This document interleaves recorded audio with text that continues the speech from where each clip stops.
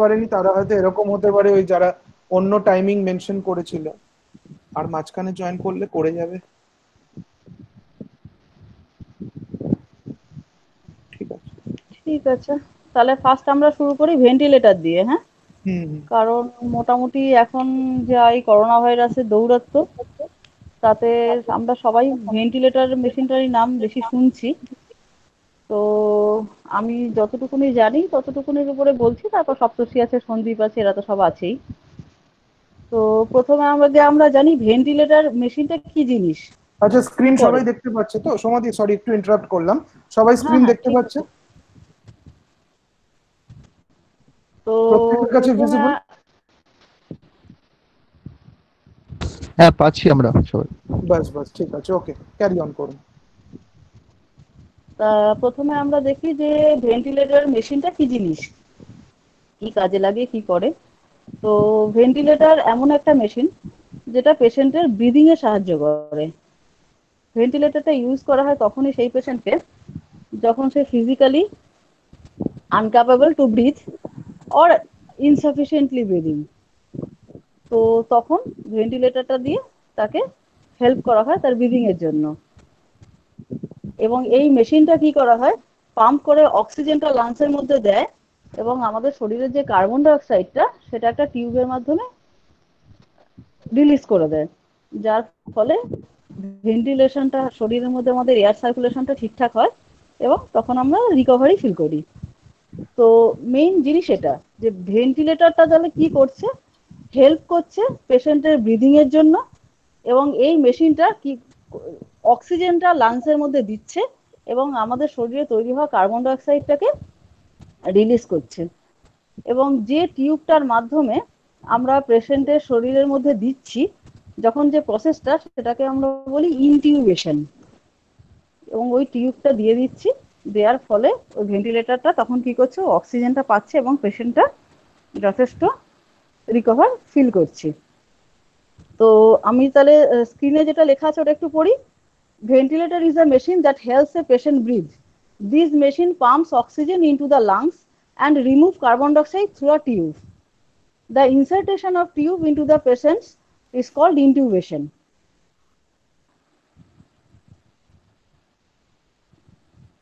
Modern যে ventilator গুলো আছে, এই ভেন্টিলেটর গুলো সব কি মাইক্রো প্রসেসর বেসড। আবার কখনো হ্যান্ডব্যাগ ইউজ করা হয় একরকম পাম্পিং এর জন্য। বাট আমরা যে ভেন্টিলেটর গুলো পাই সেগুলো সব মেকানিক্যাল ভেন্টিলেটর, সব মাইক্রো প্রসেসর বেসড। তো সপ্তর্ষি আমি নিচের দিকে চলে যাচ্ছি, হ্যাঁ।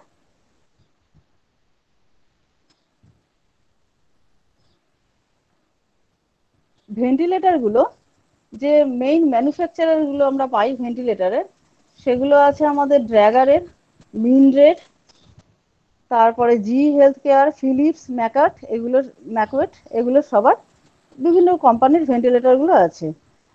ভেন্টিলেটরটা, এক মিনিট,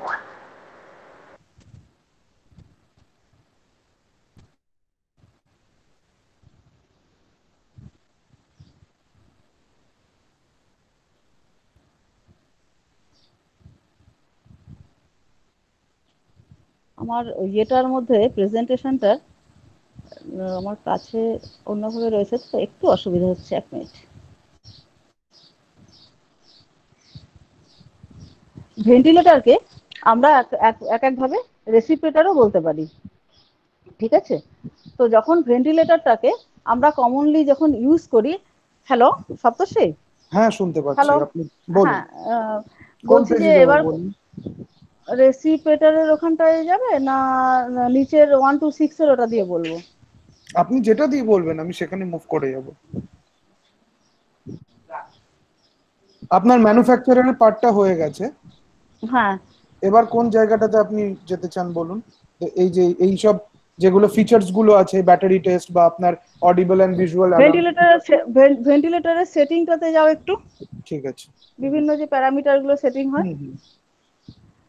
ভেন্টিলেটরের যে বিভিন্ন প্যারামিটার গুলো আমরা সেট করি, সেটা হলো রেসপিরেটরি রেট আছে একটা, টাইডাল ভলিউম আছে, ফ্র্যাকশনাল ইন্সপায়ার্ড অক্সিজেন আছে, FiO2, আই রেশিও আছে, সেটাকে বলে ইন্সপিরেটরি আর এক্সপিরেটরি রেশিও, প্রেশার লিমিট আছে। প্রথমে আমরা জানি রেসপিরেটরি রেট। রেসপিরেটরি রেটটা কি? Number of breaths deliver in by the ventilator per minute. মানে পার মিনিটে ভেন্টিলেটর যতগুলো ব্রিথ গুলো নিতে পারছে সেই রেটটাকেই বলা হয় কি রেসপিরেটরি রেট। আর এটার ইউজুয়াল প্যারামিটার কতগুলো থাকে? 4 to 20 ব্রেথস পার মিনিট। পার মিনিটে 4 থেকে 20টা ব্রিদিংও নিতে পারে, মিনিমাম 4টে, ম্যাক্সিমাম 20টা পর্যন্ত। ওই যে নাম্বার অফ ব্রিথস পার মিনিটে পড়ছে ওই রেশিওটাকেই বলে রেসপিরেটরি রেট। আর একটা টার্মসের সঙ্গে আমরা যে কাজ করতে গেলে দেখি সেটাকে বলে টাইডাল ভলিউম। টাইডাল ভলিউমটা কি জিনিস? Volume of gas deliver during the each ventilator breath. যে মানে পার ব্রিদিং এর সময় যে পরিমাণ গ্যাসটা ডেলিভার্ড হয়ে যাচ্ছে সেটাকে বলে কি টাইডাল ভলিউম। এটা রেঞ্জ কি আছে? Usually 5 to 15 CC per KG. আর একটা আছে কি ফ্র্যাকশনাল ইন্সপায়ার্ড অক্সিজেন, FiO2 বলে। ওটার কাজটা কি? FiO2টা কি? Amount of oxygen delivered by ventilator to the patient. মানে যে পরিমাণ অক্সিজেনটা পেশেন্টকে দেওয়া হচ্ছে, ভেন্টিলেট করা হচ্ছে, ওটা 21% থেকে 100% পর্যন্ত পেশেন্টের সিচুয়েশনের উপর ডিপেন্ড করে, সেই হিসাবে দেওয়া হয়। তারপরে থাকে একটা আই রেশিও, এটাকে বলে ইন্সপিরেটরি এক্সপিরেটরি।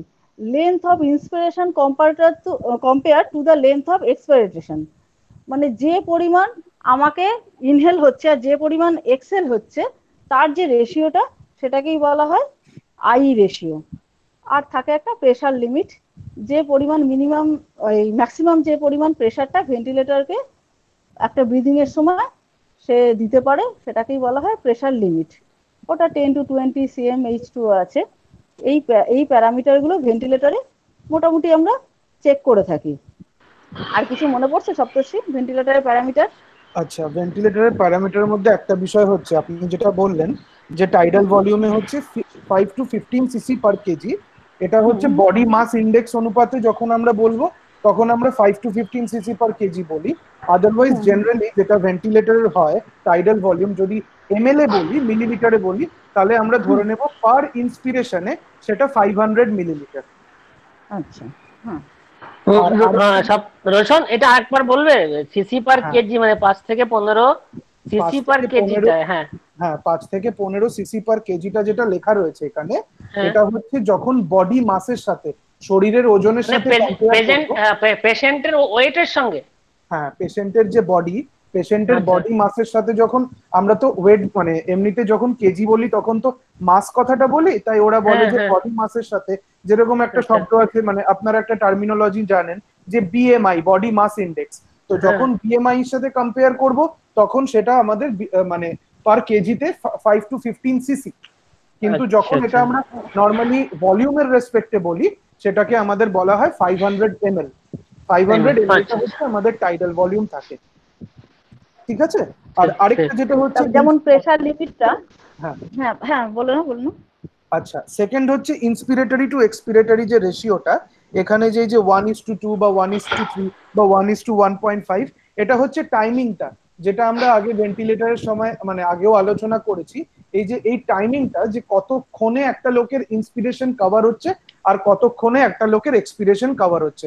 অনেক সময় দেখা যাচ্ছে যে আমি খুব ধীরে শ্বাস নিচ্ছি কিন্তু যখন শ্বাস ছাড়ছি খুব ফাস্ট শ্বাস ছাড়ছি, মানে পুরো মানে ব্রিথ আউট করছি না, কমপ্লিট এক্সেলেশন হচ্ছে না। তো ওই টাইমের মডিউলেশনটাকে বা টাইমের রেগুলেশনটাই হচ্ছে I/E রেশিও। অর্থাৎ এখানে যদিও লেখা মানে জেনারেলি আমরা বলে থাকি ইন্সপিরেটরি টু এক্সপিরেটরি রেশিও, বাট কেউ যদি জিজ্ঞাসা করে যে হোয়াট ইজ দ্য প্যারামিটার, এটা কিসের রেশিও, ভলিউমের রেশিও, মাসের রেশিও না টাইমের ratio, this is the time ratio. Inspiratory time to expiratory time.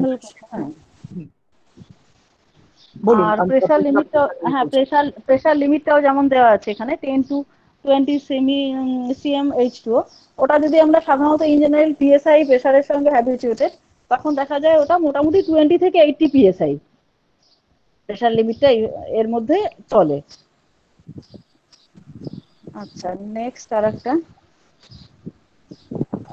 স্লাইডটায় দেখো ওই প্যারামিটার অফ মেকানিক্যাল ভেন্টিলেটর যেগুলো দেওয়া আছে, ওখানে ওই যেটা সপ্তর্ষি বলছিল ফ্লো রেটটা দেখো ওখানে ওগুলো CmH2O তে দেওয়া আছে।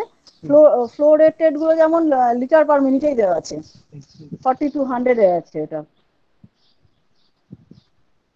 হ্যালো।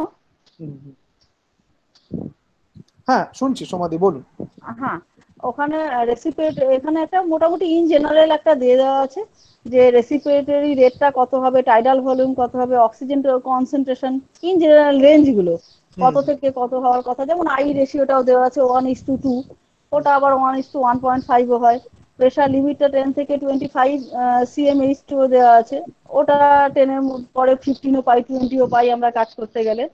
এইভাবে সমস্ত রেঞ্জগুলো দেওয়া আছে যে মিনিমাম থেকে ম্যাক্সিমাম কত হতে পারে।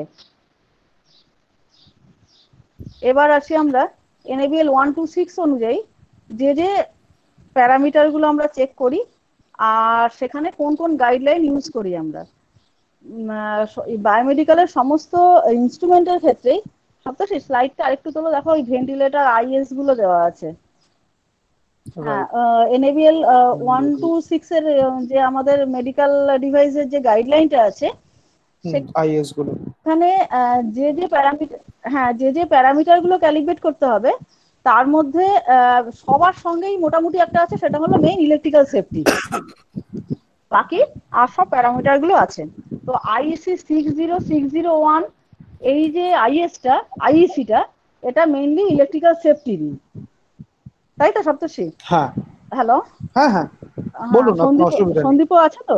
হ্যাঁ হ্যাঁ আছি বলেন, শুনছি। হ্যাঁ বলছি আইইসি মোটামুটি আমাদের ইলেকট্রিক্যাল সেফটিরই। বাকি যে জিনিসগুলো, যে প্যারামিটার গুলো আমরা ক্যালিব্রেট করি সেই প্যারামিটার গুলো যেগুলো আমরা বললাম যে জেনারেল, দেখো 1 নম্বরে দেওয়া আছে জেনারেল রিকোয়ারমেন্ট, আমরা দিয়েছি বেসিক সেফটি।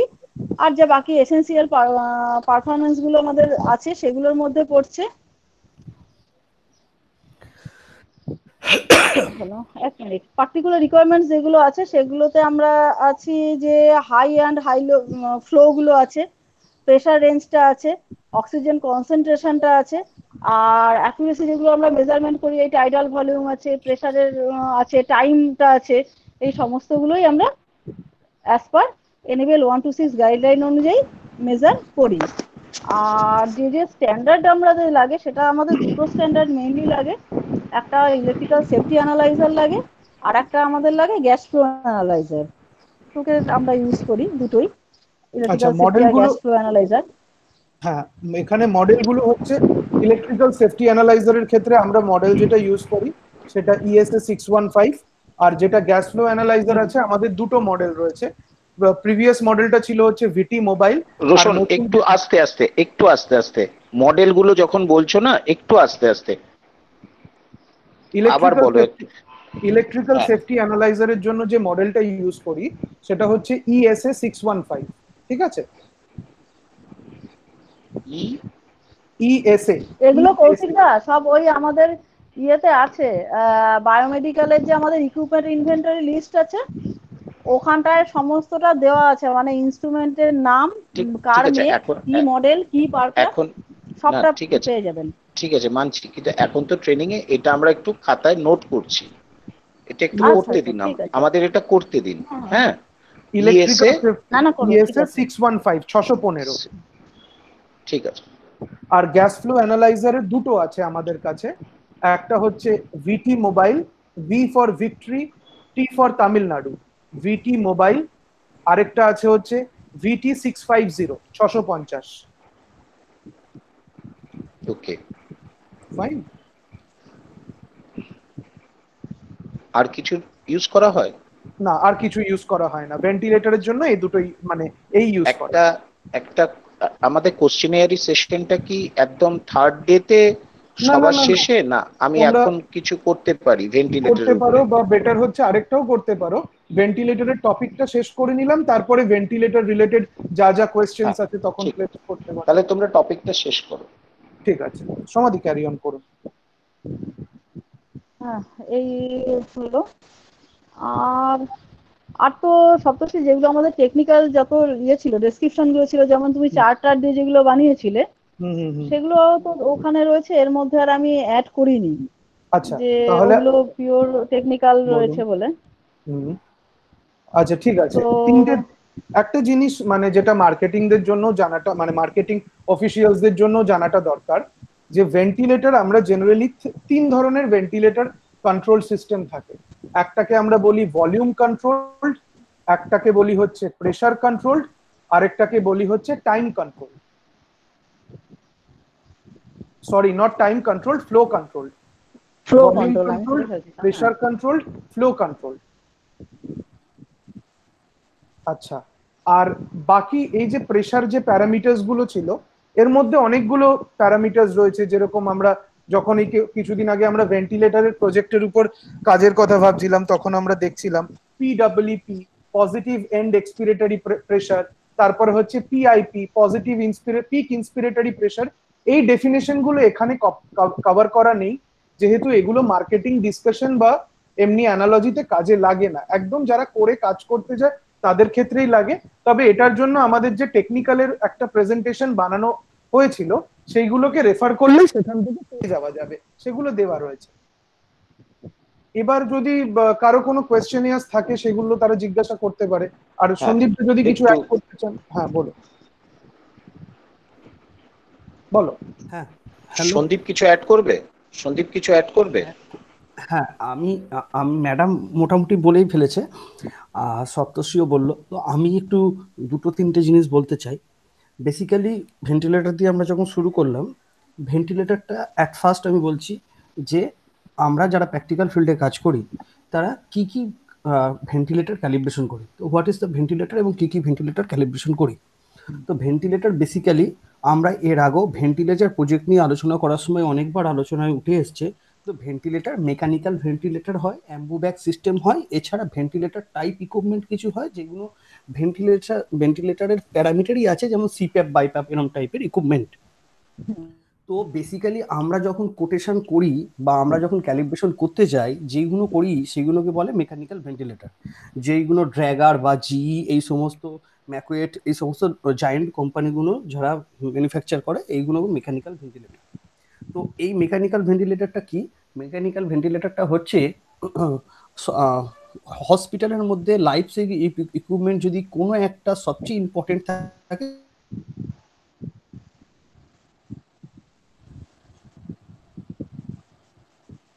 আলোচনা করছি কারণ বলছি প্রত্যেকটা ইকুইপমেন্ট আমরা যেগুলো ক্যালিব্রেশন করি তার মধ্যে সবচেয়ে ক্রিটিক্যাল ইকুইপমেন্টটা হচ্ছে ভেন্টিলেটর, এবং এটা করতেই আমাদের সবচেয়ে বেশি সময় লাগে এবং সবচেয়ে বেশি ফোকাস করতে হয়।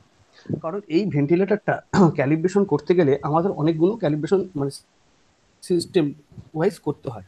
প্রথমে ভেন্টিলেটরের সার্কিট চেক করতে হয়। সার্কিটগুলো মানে যে সার্কিট দিয়ে আমরা একটা ভেন্টিলেটরের সঙ্গে একটা পেশেন্ট কানেক্ট করি, এগুলোকে সার্কিট বলে। নর্মালি যেগুলো ওই পাইপের মতো দেখতে হয়। তো এইগুলো আমরা টেস্ট করি। তারপর ভেন্টিলেটর প্যারামিটার, যে প্যারামিটারগুলো 60-70টা প্যারামিটার আছে। বেসিক্যালি আমরা অত প্যারামিটারে যাই না, অ্যাজ পার 126 ফলো করে কিছু প্যারামিটার দিই।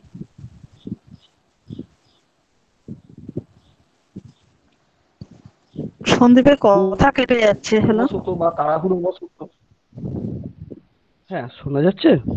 তোমার ভয়েসটা শোনা আপ ডাউন শোনা করছে। যাচ্ছে? শোনা যাচ্ছে এবার।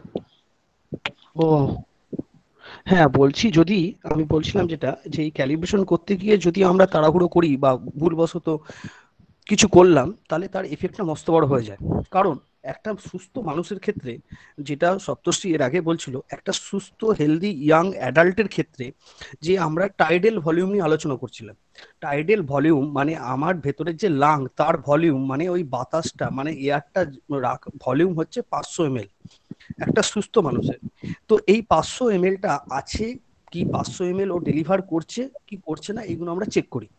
তো এই চেক করতে গিয়ে যদি আমি একটু এক্সাম্পল দিচ্ছি, ধরো আমার একটা এই ঘটনা ঘটেছে। আমরা রামকৃষ্ণ কেয়ার বলে একটা হসপিটালে ক্যালিব্রেশন করতে যেতাম। তো সেখানে আমরা দেখেছি এই ভেন্টিলেশনে যে পেশেন্টগুলো নর্মালি আসে, সেই পেশেন্টগুলো তো ক্রিটিক্যাল কন্ডিশনে আসে।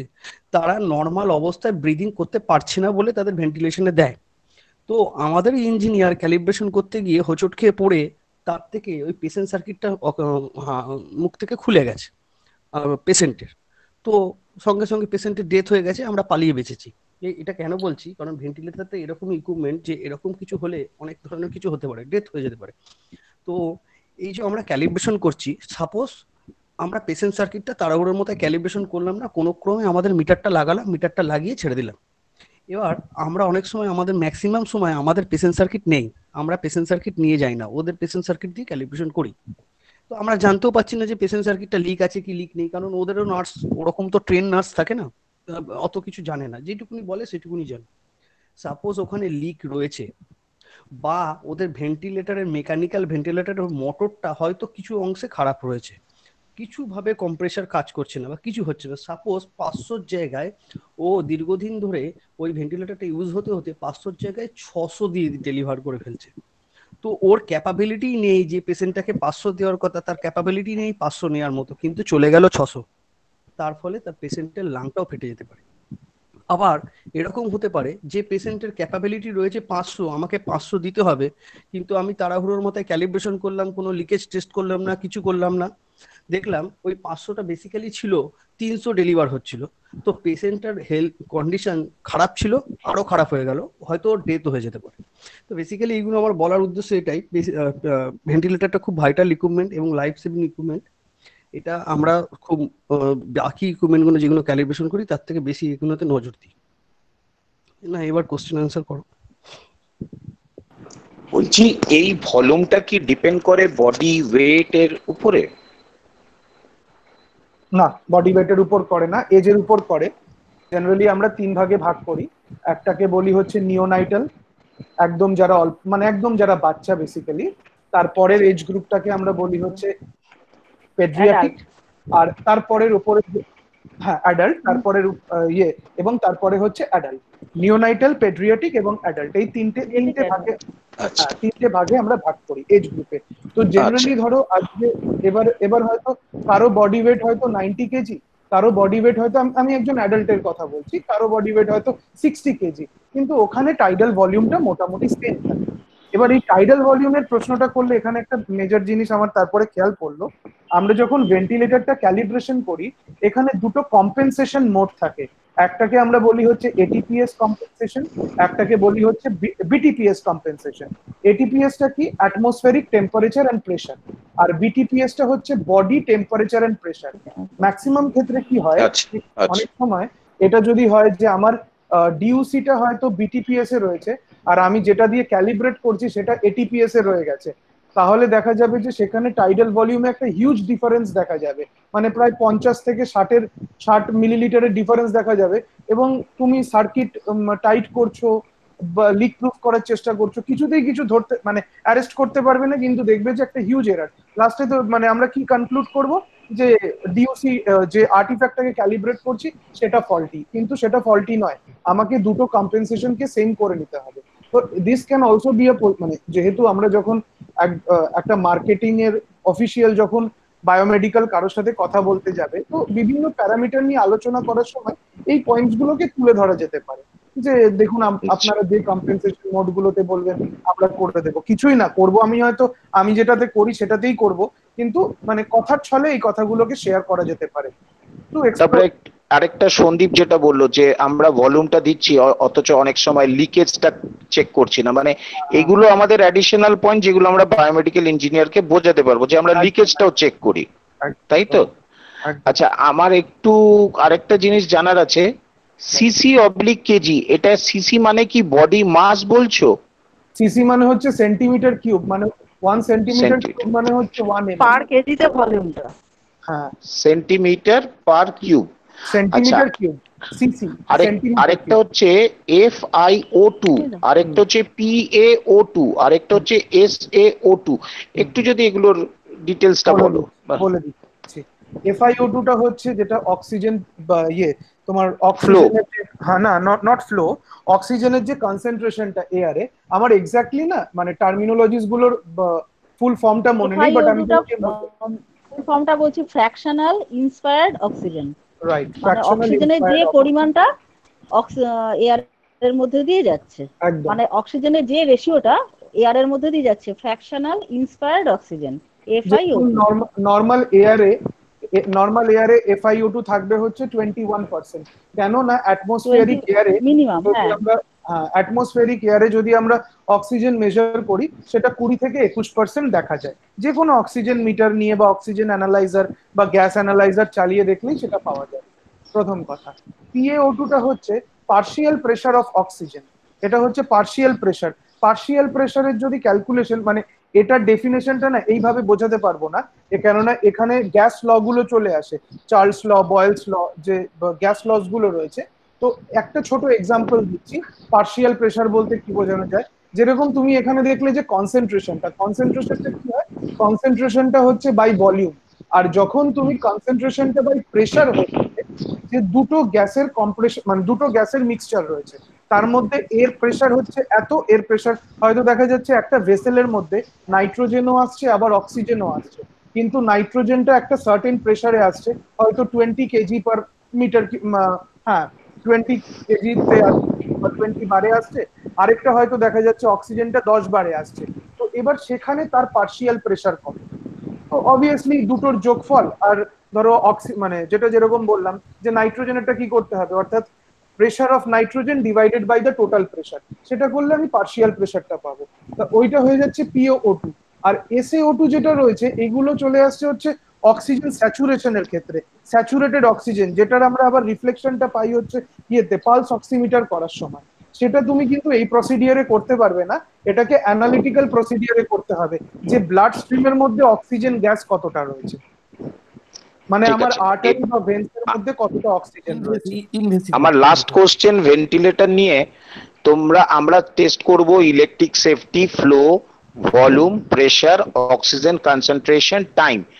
আমি যখন NaBl 126 খুলে দেখছি তাতে ভ্যাকিউমও আছে। একটু বলবে এটা কি নেগেটিভ পজিটিভ প্রেসার দুটোই হবে, না আমরা শুধু পজিটিভ প্রেসারটা করব? পজিটিভ প্রেসারই করব, কেননা নেগেটিভ প্রেসার অবধি আমাদের যাওয়া লাগে না, যদিও ওগুলোর যে সেন্সর গুলো থাকে সেগুলো সেটা না, মেজার আমি করতে এটা পারে। 15 নম্বর সিরিয়ালে 126-এ বলছে ভ্যাকিউম লেখা আছে, আমি সেটা দেখেই একটু ভ্যাকুয়াম আমরা কোথাও করি না। না আমরা করি না, আর অ্যানাস্থেসিয়া পাওয়াও ভেন্টিলেটর। যায় না, খুব কম। ঠিক আছে, মানে সব ঠিক আছে। জায়গাতেই পজিটিভ প্রেসারটাই থাকে। তাহলে আমাদের মেইন প্যারামিটার ভেন্টিলেটরসে ক্যালিব্রেশনের জন্য আমরা বলবো electric safety, flow, volume, pressure, oxygen concentration and time.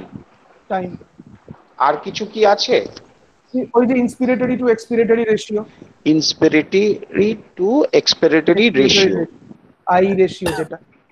IE ratio, ঠিক আছে। ঠিক আছে। Tidal volume. হ্যাঁ ভলিউম তো বলেই দিয়েছে, ওই যে টাইডাল হ্যাঁ, ভলিউম হ্যাঁ, রয়েছে, tidal। মাইনুট ভলিউম রয়েছে।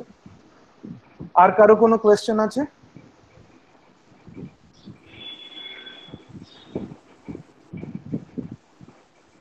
আর বোধহয় কারো কোনো কোয়েশ্চেন নেই, তাহলে আমরা অন্য প্রেজেন্টেশনটাতে শিফট করে যাচ্ছি। না না হ্যালো, আমরা কি অন্য প্রেজেন্টেশনে শিফট করে যেতে পারি, না কারো কোনো কোয়ারি আছে?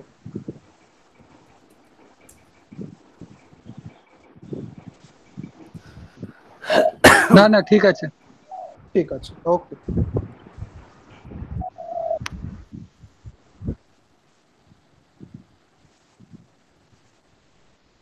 আচ্ছা, ওই কৌশিকদাকে বলছি, কৌশিকদা শুনতে পাচ্ছো? ওই, হ্যালো কৌশিকদা। হ্যাঁ, বলো বলো বলো। হ্যাঁ বলছি, তুমি তো ওই প্যারামিটারের কথা বলেছিলে, সেখানে একটা মিস হয়ে গেছে, রেসপিরেটরি রেটটা। রেসপিরেটরি রেট, আর আচ্ছা, রেসপিরেটরি রেট। রেট, হ্যাঁ ইসে তো দেখছি এখানেও আছে 126-এও। কোথায় আছে RRTI মানে রেসপিরেটরি। হ্যাঁ, রেসপিরেটরি রেট। আচ্ছা, এবার প্রেজেন্টেশনটা দেখা যাচ্ছে, patient monitor.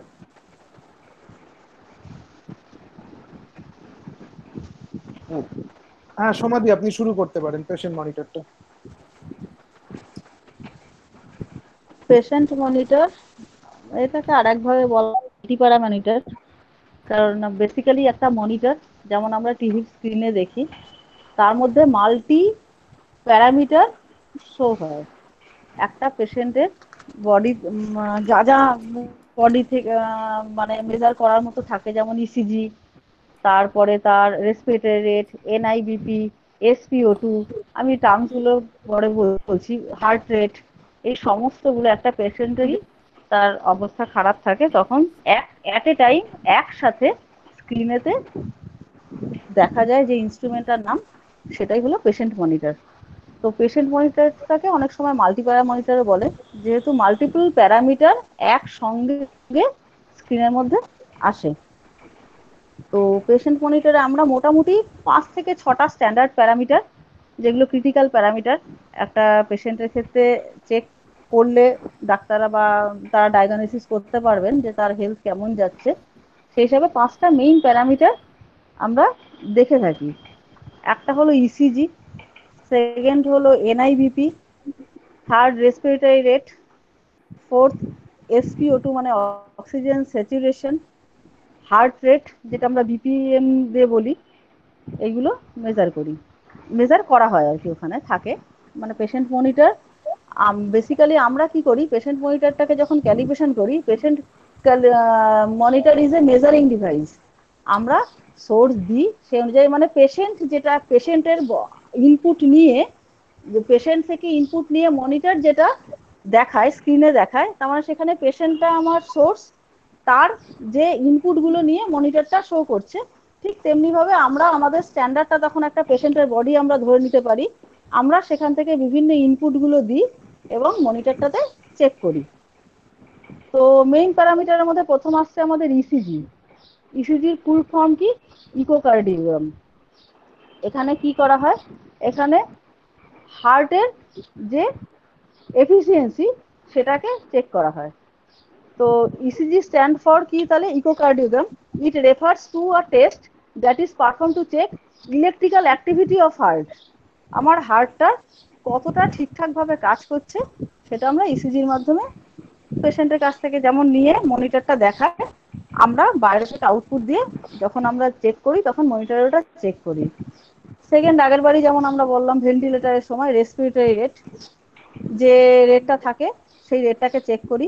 The number of beats per minute, মানে এক মিনিটে কতগুলো ব্রিদিং হচ্ছে সেই যে রেটটা চেক করা হয় ওখানে, মনিটরটা চেক করে, আমরা আমাদের স্ট্যান্ডার্ড দিয়ে চেক করি। থার্ড দেখা হয় এনআইবিপি। এনআইবিপি স্ট্যান্ডস ফর কি? নন ইনভাসিভ ব্লাড প্রেশার। নন ইনভাসিভ ব্লাড প্রেশার মানে কি? The human NIBP system allow to monitor blood pressure trends continuously and non-invasively by recording finger arterial pressure, arterial pressure. তার মানে কি? আমার মানে ইয়ে থেকে, মানে ব্লাডের সার্কুলেশন থেকে আঙুলের মধ্যে একটা ফিঙ্গার টিপ দিয়ে দেওয়া হয়, আমার ব্লাডের যে প্রেশারটা সেখান থেকে একটা ইলেকট্রিক্যাল সিগন্যাল যায়, গিয়ে ওটা কনভার্ট করে এবং ওটা মনিটরে গিয়ে ওখানে ব্লাড প্রেশারটা আমরা মাপতে পারি। ঠিক তেমনি ভাবে আমরা যে স্ট্যান্ডার্ডটা ইউজ করি সেটা প্রক্সিমেট ফ্লুকের, ওখানেও একটা আর্টিফিশিয়াল আমরা ওরকম সিগন্যাল পাঠাই লাগিয়ে, সেটা যে অনুযায়ী আমরা সেট করে দিই সেই অনুযায়ী মনিটরে দেখায়। তারপরে থাকে কি? Oxygen saturation, SPO two, percentage of haemoglobin in the blood that is saturated with oxygen, সেই যে পার্সেন্টেজটা সেটা থাকে এসপিও2। তার মানে ব্লাডের মধ্যে আমার ব্লাডের যে হিমোগ্লোবিন তাতে আমার কতটা অক্সিজেন মিশে আছে, কতটা অক্সিজেনের কনসেন্ট্রেশন আছে সেটা দেখায় এসপিও2 তে। এই রেঞ্জটা মোটামুটি একদম সুস্থ স্বাভাবিক লোকের ক্ষেত্রে নর্মালি 95 থেকে 100 হয়। 95 এর নিচের দিকে গেলে, 90-20ও অনেকের পাওয়া যায়, সেটা গেলে তখন মানে সেটা একটু লো এর দিকে। আর কি থাকে? BPM, beats per minute. এটাও হার্ট রেট যেটা বলে আমরা, ওই হার্ট রেটটাকে, হার্টবিটটা যেটা, সেটা ওখান থেকে মাপতে পারি। তার সঙ্গে আরো আলাদা প্যারামিটার এগুলো থাকে, যেমন বডি টেম্পারেচার থাকে, সাথে বডির যে টেম্পারেচার সেগুলো ওখান থেকে মাপা যায়। এই হলো মেইনলি পেশেন্ট মনিটরের ফাংশন। এবার যে পেশেন্ট মনিটরের, এক মিনিট, রেঞ্জগুলো কি আমি একবারে বলে দেবো সপ্তর্ষি? হ্যাঁ, রেঞ্জগুলো বলে দিন, তারপরে আমরা দু একটা জিনিস অ্যাড করব। ঠিক আছে। যেমন এনআইভিপির মানে মোটামুটি এগুলো আমরা জানি সবাই। যখন ব্লাড প্রেশার হয় একটা সাধারণ নর্মাল মানুষের, আমরা ম্যাক্সিমাম এদিকে 180-90 পর্যন্ত মেজার করলেই হয়, কিন্তু আমরা 280 দিই, কারণ 180-190টাই একটা ম্যাক্সিমাম প্রেশার। নিচের দিকে আমাদের হিউম্যান বিইংসের 70-60 পর্যন্ত থাকলেই যথেষ্ট, কিন্তু আমরা নিচের দিকে আরো একটু রেঞ্জ 40-20 থেকে দিয়ে দিই, যেগুলো পাই চেক করি। অক্সিজেন স্যাচুরেশন যেটা, সেটার থাকে মোটামুটি মিনিমাম 80 হয়ে গেলে তার অবস্থা খুব খারাপ। 90, 0 থেকে 100% অব্দি মেজার করা যায়, বাট মোটামুটি 90 থেকে 100 পর্যন্ত হিউম্যান বিইংস এর জন্য ঠিকঠাক রেঞ্জগুলো থাকে। রেসপিরেশন রেট গুলো আগেরটার মতোই মাপি আমরা। আচ্ছা, আর একটা অপশনাল থাকে CO2। CO2টা আমরা কখনো মাপি, CO2টা কখনো আমাদের মেজার আমরা করি না, কিন্তু অপশনাল থাকে। CO2টা কার্বন ডাইঅক্সাইড আমি অন্তত কখনো মাপিনি। তোমরা মেপেছো কখনো, সন্দীপ বা সপ্তর্ষি? না, আমরা CO2 মাপিনি। আর CO2 মাপিনি মাপার কিন্তু হ্যাঁ, CO2 মাপার মাপার জন্য যে আমাদের ওটা অপশনাল থাকে, আমরা কখনো মাপিও না। দরকার কাস্টমারের কাছ থেকেও রিকোয়ারমেন্ট ওটার থাকে জন্য না, একটা সেপারেট বাট আমরা মনিটর মাপিয়ে থাকে, ফেলি। ওটাকে বলে ক্যাপনোগ্রাফি মনিটর। যে মনিটরে CO2টা আচ্ছা। মেজার করা যায় সেগুলোকে বলা হয় হচ্ছে ক্যাপনোগ্রাফি মনিটর। আমরা কোথাও গিয়ে ওটা মেজার করিও নি, করা হয় না। আর যে যে ম্যানুফ্যাকচারার গুলো মোটামুটি পেশেন্ট মনিটর আমরা কাজ করতে গিয়ে পাই, যেমন সিলার, মিনরে, ফিলিপস, বিপিএল, কন্টেক, এদের গুলোই দেখতে পাই আমরা মোটামুটি। আর আইএস মানে এনএবিএল 136 অনুযায়ী যে আইএস গুলো এখানে ফলো করা হয়, এখানেও মেইনলি ওই ইলেকট্রিক্যাল সেফটিটাই ইউজ করা হয়। আর আইসি 60601 এর 1-2 পার্ট গুলো যেগুলো আছে, আর যে প্যারামিটার গুলো আমরা ক্যালিব্রেট করব, সেখানে যে প্যারামিটার গুলো আমরা একটু আগে আলোচনা করলাম, যে মেইন 5-6টা প্যারামিটার আমরা চেক করি ওখানে থাকে, সেই প্যারামিটার গুলোই চেক করার এনএবিএল 126 এ বলা আছে, যেমন এনআইবিপি, রেসপিরেশন, ইসিজি, এসপিও2, টেম্পারেচার, এইগুলোই থাকে। আর এখানেও বাকিগুলোর মতো আমরা যে স্ট্যান্ডার্ড ইউজ করি, ইলেকট্রিক্যাল সেফটি এসএ 615, আর পেশেন্ট মনিটর সিমুলেটর হিসাবে আমরা প্রক্সিমেটটা ইউজ করি, ফ্লুকের। এই তো আপাতত। আর তো কিছু মনে পড়ছে না আমার, মানে আচ্ছা মোটামুটি পেশেন্ট মনিটরের এই আছে। আচ্ছা, এবার এখানে একটা জিনিস বলি। প্রথম হচ্ছে আমরা একটা পার্ট দেখলাম যে এনআইবিপি। এনআইবিপি আমাদের এখানে অ্যাকচুয়ালি পেশেন্ট মনিটরে দু ধরনের প্রেশার মেজার করা যায়। একটা হচ্ছে এনআইবিপি, নন ইনভেসিভ ব্লাড প্রেশার। আরেকটা হচ্ছে আইবিপি, ইনভেসিভ ব্লাড প্রেশার। হ্যাঁ, এটা আমাদের যে একটা আছে, ইনভেসিভ প্রেশার। হ্যাঁ, আমাদের যে হ্যাঁ, প্রোসিন হ্যাঁ, বলো। এইটটা আছে, প্রোসিন যে এইটটা আছে, এটার এটা দুটোই মেজার করতে কেপেবল। বাট আমরা ইনভেসিভ ব্লাড প্রেশারের অর্ডারটা নিই না। তার কারণ কি, ইনভেসিভ ব্লাড প্রেশারের জন্য একটা আলাদা পোর্ট হয়, যেটা ডাইরেক্টলি আর্টারির সাথে কানেক্টেড হবে, এবং আর্টারি থেকে আর্টেরিয়াল ব্লাড প্রেশার অর্থাৎ ব্লাড স্ট্রিমে যে ব্লাড প্রেশারটা রয়েছে, যেটা সেই সেই জিনিসটাকেও মেজার করে। এবার আমাদের ওখানে পোর্ট রয়েছে, কিন্তু নট দ্য পোর্ট এক্সাক্ট, হ্যাঁ পোর্ট রয়েছে, কিন্তু ওই যে সেন্সর রয়েছে বাট পোর্টটা নেই। সেন্সরটা ইনবিল্ট, কিন্তু পোর্টটা না থাকার দরুন আমরা আইবিপি মেজার করতে পারি না। এবার এই যে এনআইবিপি যখন করি, নন ইনভেসিভ ব্লাড প্রেশার, এটা কিন্তু আমরা করি হচ্ছে হাতে যে কাফ আছে, কাফ মাসলস যেটাকে বলে, সেই কাফের আগেনস্টে করি। মানে নর্মালি যেরকম স্ফিগমোম্যানোমিটারে যেরকম দেখা যায় যে আমাদের হাতে একটা কাফ মতো পরিয়ে দেয়, একটা কি বলবো ব্যাগ মতো পরিয়ে দেয়, সেটার আগেনস্টে মেজার করে। এবার এখানে যখন এনআইবিপি করব, তার দু ধরনের প্রেশার হয়।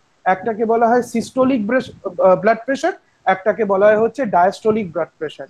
তো যেরকম আমরা যখন ওই প্রেশার মেজারমেন্ট দেখি, লোকে যেরকম বলে ডাক্তাররা যে 110/90, 120/80, এরকম ভাবে যখন বলে, তো আমার ওই যে সিস্টোলিক ব্লাড প্রেশারটা হচ্ছে হায়ার ব্লাড প্রেশারটা, যখন ব্লাডটা কন্ট্রাক্ট করছে, এই সরি, হার্ট যখন কন্ট্রাক্ট করছে। হার্টের তো একটা পাম্পিং মেকানিজম হয়, পাম্পিং মেকানিজম মানেই একটা কন্ট্রাকশন হবে, একটা এক্সপ্যানশন হবে। তো যখন কন্ট্রাকশনটা হয়, সেই প্রেশারটাকে আমরা বলি সিস্টোলিক প্রেশার। আর যখন ডাইলেশন হয় বা এক্সপ্যানশন হয়, সেটাকে আমরা বলি ডায়াস্টোলিক প্রেশার। তো অবভিয়াসলি এটা একটা থাম্ব রুল যে diastolic pressure will always be less than systolic pressure. আচ্ছা, সন্দীপ দা যদি কিছু অ্যাড করেন করতে পারেন। হ্যাঁ, কৌশিকদাকে বলছি, কৌশিকদা যেহেতু ওই আগের প্যারামিটারগুলো লিখছিল, তো আমরা তো বায়োমেডিক্যাল অ্যাক্রিডিটেশনে যাচ্ছি, তো সপ্তর্ষি অলরেডি বলে আমরা এই প্যারামিটারগুলোই যাচ্ছি: heart rate, SpO2, NI, respiratory কথা কেটে যাচ্ছে, কথাটা ক্লিয়ার আসছে না, সেফটি। তো কারণ কথাটা ক্লিয়ার আসছে না, আরেকবার রিপিট করতে হবে, কথাটা কেটে যাচ্ছে। হ্যাঁ, বলছি পেশেন্ট মনিটরের ক্ষেত্রে আমরা যে পেশেন্ট মনিটরের ক্ষেত্রে আমরা যে সমস্ত প্যারামিটারগুলো মেজার করি আর যার জন্য অ্যাপ্লাই করেছি, সেটা হচ্ছে, কারণ কাস্টমার জিজ্ঞাসা করবে, তাই এইটা হচ্ছে heart rate, SpO2, NIBP, respiration rate, temperature and NIBP leak test আর ইলেকট্রিক্যাল সেফটি। আর আইবিপি করি না, আইবিপিটা বললো আমরা করতে পারি না, কিন্তু তো 126-এ আইবিপি লেখা আছে গো। আছে, কিন্তু আইবিপি সিস্টেমটা আমাদের কাছে अवेलेबल নেই। আচ্ছা, আমাদের কাছে তার স্ট্যান্ডার্ড বা কিছু নেই, সেই মানে শর্টেজ অফ ফ্যাসিলিটি। আমাদের ওখানে অ্যাক্সেসরি নেই। হ্যাঁ, তুমি তো বললে প্রসিমেট করতে পারে, কিন্তু একটা ওদের কোনো নজল দরকার যেখানে ওটাকে ইনপুট করতে হয়, তাই বলছিলে। একটা পোর্ট দরকার, পোর্টের দরকার, কারেক্ট। ওটার দামও এক্সট্রা অনেক বেশি। তাহলে এটা কাটা, আইবিপিটা কেটে দিলাম, আইবিপিটা বাদ। ঠিক আছে। আরেকটা বলছে সিমুলেট পারফরম্যান্স ওয়েভ ফর্ম, মানেটা কি? আচ্ছা, সিমুলেট পারফরম্যান্স ওয়েভ ফর্ম, এখানে এটা কি আমরা করব না করব না? বলে দিচ্ছি। অ্যাকচুয়ালি সিমুলেট পারফরম্যান্স, এই যে রেসপিরেটরি হার্ট রেট যেটা বলছিল তো সমাধি বা সন্দীপ দা, এই হার্ট রেট গুলো কিরকম হচ্ছে, মানে আমি এখানে ফ্রিকোয়েন্সিটা চেঞ্জ করছি বেসিক্যালি, যে কখনো 40 BPM দিচ্ছি, কখনো 20 BPM, 30 BPM, যা দিচ্ছি, 60 BPM। তো এই হার্ট রেট গুলো চেঞ্জ করছি। এবার এটা তো এই ওয়েভ গুলো, হ্যালো সবাই শুনতে পাচ্ছে? হ্যাঁ, তো এবার শুনতে পাচ্ছি। এই যে ওয়েভফর্ম গুলো, যেরকম ওয়েভফর্মে, হ্যাঁ, সপ্তর্ষি এতক্ষণ শোনা যাচ্ছিল না, এই জাস্ট আমার অডিওটা কাজ করছে আবার। ঠিক আছে, বলো। আচ্ছা, ঠিক আছে। আচ্ছা, যেরকম প্রত্যেকটা ওয়েভফর্মের একটা ফ্রিকোয়েন্সি থাকে, এরকম একটা ওয়েভফর্মের টাইপ থাকে। যেরকম আমি একটু এক্সাম্পল দিই, ইলেকট্রিক্যালে আমরা সবাই পরিচিত, এখানে আমরা বলি সাইনুসয়েডাল ওয়েভফর্ম, আমরা বলি ট্রায়াঙ্গুলার ওয়েভফর্ম, আমরা বলি স্কোয়ার ওয়েভফর্ম। এরকম যখন আমাদের হার্ট বিট হয়, তো এই হার্ট বিটের যে ওয়েভফর্ম গুলো যেটা আমরা ইসিজি তে দেখি, এগুলো পিরিয়ডিক ওয়েভফর্ম, কিন্তু এই ওয়েভফর্ম গুলো অনেক সময় বিভিন্ন রকম হতে পারে। বিভিন্ন রকম বলতে কি, তার শেপ গুলো বিভিন্ন রকম হতে পারে। সেই শেপ গুলোকে আমরা বলি হচ্ছে অ্যারিথমিয়া। এই শব্দটাকে আমরা যে টেকনিক্যাল টার্মটা ইউজ করি, সেটাকে বলে অ্যারিথমিয়া। তো আমাদের যে প্রোসিমেট আছে, সেখানে অনেকগুলো অ্যারিথমিয়া লোড করা আছে। যে কারো যদি কার্ডিয়াক অ্যারেস্ট হয়, কার্ডিয়াক অ্যারেস্ট হওয়ারও বিভিন্ন কারণ থাকে। একটা অ্যারেস্ট হওয়ার কারণ কি, যে আমার হয়তো দেখা যাচ্ছে বেশি পাম্পিং করছে, কেন না মাসেল ফেটিগ হয়ে গেছে, তার জন্য হার্টকে বেশি পাম্পিং করতে হচ্ছে, এটা একটা কারণে হতে পারে। আবার আরেকটা কারণে কিসের জন্য হতে পারে, দেখা যাচ্ছে হার্ট খুব স্লো পাম্পিং করছে, এটার জন্য অ্যাকচুয়ালি আমরা মানে হার্ট যেরকম খুব ফাস্ট পাম্পিং করলে আমরা ইউজ করি হচ্ছে ডিফিব্রিলেটর, তাকে শক দিয়ে রিস্টোর করার জন্য। আর হার্ট যদি তার প্রয়োজনের থেকে স্লো পারফর্ম করে, তার জন্য সেখান থেকে রিকভার করার জন্য আমরা ইউজ করি পেসমেকার, এটা আমরা পরে পড়বো। তো এরকম বিভিন্ন রকম ওয়েভফর্ম হতে পারে। এই অ্যারিথমিয়া গুলোকে সিমুলেট করার জন্যই কথাগুলো লেখা আছে, যে আমরা বিভিন্ন রকম অ্যারিথমিয়া দিয়ে দেখতে পারি যে সেই তার সেম প্রোটোটাইপ ও সেখানে দেখাচ্ছে কিনা, বা সেম সিগন্যালটাকেও ম্যাপ করছে কিনা। মানে দেখা গেল যে আমি আমার ফ্লুক দিয়ে দেখা যাচ্ছে, আমি একটা ক্যালিব্রেটর দিয়ে, মানে ইলেকট্রিক্যালের এক্সাম্পল দিয়ে দেখা যাচ্ছে যে আমি আমার ক্যালিব্রেটর দিয়ে সাইনুসয়েডাল ওয়েভফর্ম দিচ্ছি, আর আমার অসিলোস্কোপে ট্রাইঅ্যাঙ্গুলার দেখাচ্ছে। তো সেটাকে যেরকম আমি একটা এরার বলবো, এখানেও ঠিক সেরকম, যে আমি এক ধরনের অ্যারিথমিয়া দিলাম কিন্তু দেখাচ্ছে আরেক ধরনের পয়েন্ট। আর সেকেন্ড বিষয়টা হচ্ছে, এটার যেহেতু কোনো কোয়ান্টিফাইং ভ্যালু হয় না, কোয়ান্টিফিকেশন ভ্যালু হয় না, যে আমি এত ভ্যালু দিলাম এত ভ্যালু এলো, আমরা এটাকে জাস্ট ওই ফ্রিকোয়েন্সিতেই মেজার করি। তো তার জন্য এর কারণে এটাকে আমরা কোনো পারফরমেন্স টেস্টের মধ্যে দিই না। তবে কোনো কাস্টমার যদি সেটা দেখতে চায় বা অ্যাসেসরের সামনে যদি সেটা প্রেজেন্ট করতে হয়, আমরা সেটা দেখিয়ে দিতে পারি। এটা অনেকটা ভিজুয়াল ইন্সপেকশন হয়ে যাবে। ঠিক আছে। আর কারো কোনো কোনো কথাই আছে?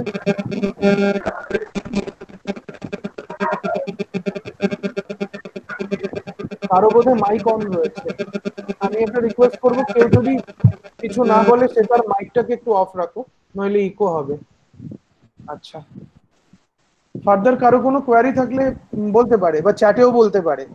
আমি চ্যাট উইন্ডো ওপেন করে রেখেছি।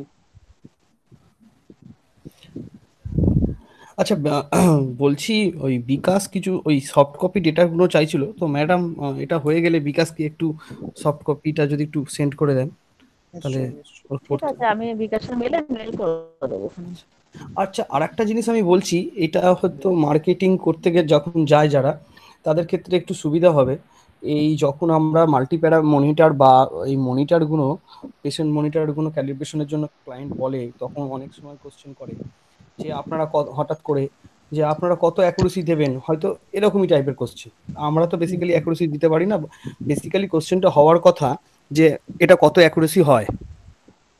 তো মাল্টিপ্যারা মনিটরে কিন্তু অনেকগুলো প্যারামিটার রয়েছে, তো হ্যাঁ, তার এবং প্রত্যেকটা ডিফারেন্ট প্যারামিটারে প্যারামিটারের অ্যাকুরেসি ডিফারেন্ট। হ্যাঁ, অ্যাকুরেসি গুলো ডিফারেন্ট।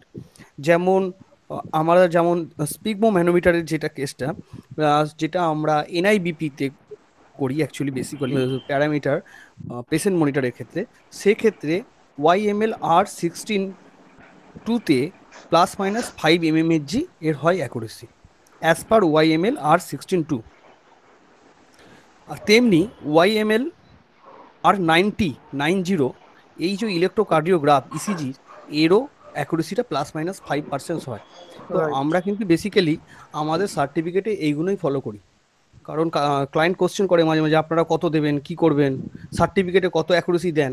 তো আমরা তো দিই না, বেসিক্যালি আমরা ওয়াইএমএলটাকে ফলো করি। ওয়াইএমএল R2 এটা এনআইবিপির জন্য ±5 mmHg, আর ওয়াইএমএল R90 এটা ইসিজির জন্য ±5%। আচ্ছা, এসপিও2 ক্ষেত্রেও ±1% হয়, ISO 80601। তো এইগুলো আমরা ফলো করি এবং আমাদের সার্টিফিকেটে এইগুলো ফলো করে আমরা দিই।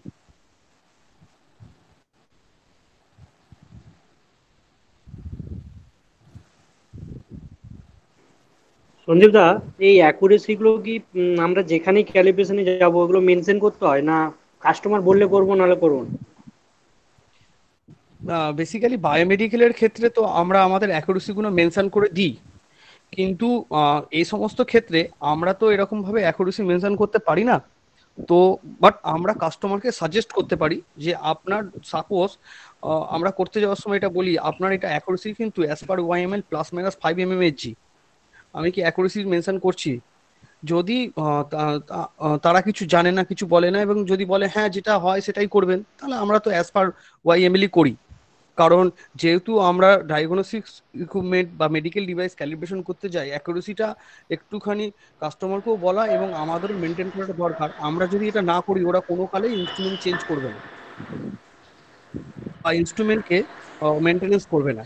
এই কারণ এটা টাইমও বলছি, প্রত্যেক হসপিটালের না প্রত্যেকটা ইকুইপমেন্ট এএমসি তে দেওয়া থাকে, কিন্তু আমাদের সার্টিফিকেট যদি ঠিকঠাক না হয়, ওরা এএমসি তে কলও করবে না যতদিন না ইনস্ট্রুমেন্টটা বসে যাবে একটা। তো আমরা যদি ক্যালিব্রেশনের সময় ওদের সঠিক তথ্যটা দিই, ওরা সঙ্গে সঙ্গে কল করে বলবে যাদের সাথে এএমসি করা আছে তারা এসে ওটা মেনটেনেন্স করে। সন্দীপ, ম্যানুফ্যাকচারারদের কোনো এসপেক্ট থাকে না যে অ্যাকুরেসির ব্যাপারটা নিয়ে? ম্যানুয়ালে কোনো ম্যানুফ্যাকচারার তো এটাই ফলো করে বেসিক্যালি, হ্যাঁ ম্যানুফ্যাকচারার হ্যাঁ, ওই আইএস ম্যানুফ্যাকচারার আছে। এটাই বেসিক্যালি ফলো করে, আচ্ছা এর বাইরে যায় না। ঠিক ঠিক ঠিক। ম্যানুফ্যাকচারের আইএস গুলো তো একটু আলাদা প্রতাপদা, কিন্তু তুমি যদি নাম্বার মিলিয়ে দেখো, দেখবে ঘুরিয়ে ফিরিয়ে ওই ওয়াইএমএল এরই অ্যাকুরেসিটা ±5 mmHg, অ্যাকচুয়ালি +-3 mmHg থেকে +-5 mmHg। আচ্ছা, ওয়াইএমএল এর যে অ্যাকুরেসি গুলো আছে সেটাই হচ্ছে দেখা যাচ্ছে ম্যানুয়াল গুলোতে, অপারেটিং ম্যানুয়াল গুলোতে বা ওদের স্পেক গুলো একইভাবে করে থাকে। হ্যাঁ, আচ্ছা আচ্ছা, ওরাও ওই গাইডলাইন মেনেই তো তৈরি করে, মানে যখন আচ্ছা ওই গাইডলাইন মেনে তৈরি করে, ঠিক। হ্যাঁ, তখন ওরাও প্রোডাকশন ইউনিট গুলো ওরাও তো করবে যখন প্রোডাকশন মার্কেট ওরা ছাড়বে, তো ন্যাচারালি ওরাও তো একটা গাইডলাইন ধরুন ফলো করছে। নইলে তো ওইটাকেই ওর ফলো প্রোডাক্টটা করছি বিক্রি সবাই হবে আগে। না। হ্যাঁ হ্যাঁ হ্যাঁ, ওইভাবে। ঠিক, ঠিক আছে, ওকে। আর কারো কোনো ফার্দার কোয়েশ্চেন আছে না? আমরা নেক্সট প্রেজেন্টেশনে যেতে পারি তাহলে।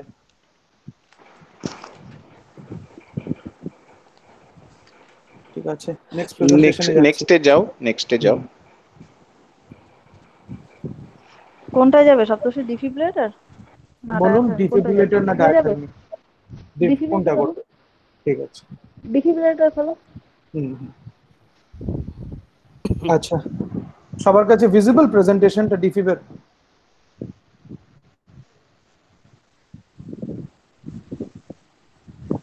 সমাধি বা সন্দীপ দা আপনারা দেখতে পাচ্ছেন স্ক্রিনে? হ্যাঁ হ্যাঁ হ্যাঁ বাস ঠিক হ্যাঁ আছে, হ্যাঁ হ্যাঁ, দেখতে পাচ্ছি। ওকে ফাইন, ঠিক আছে, আপনি বলুন।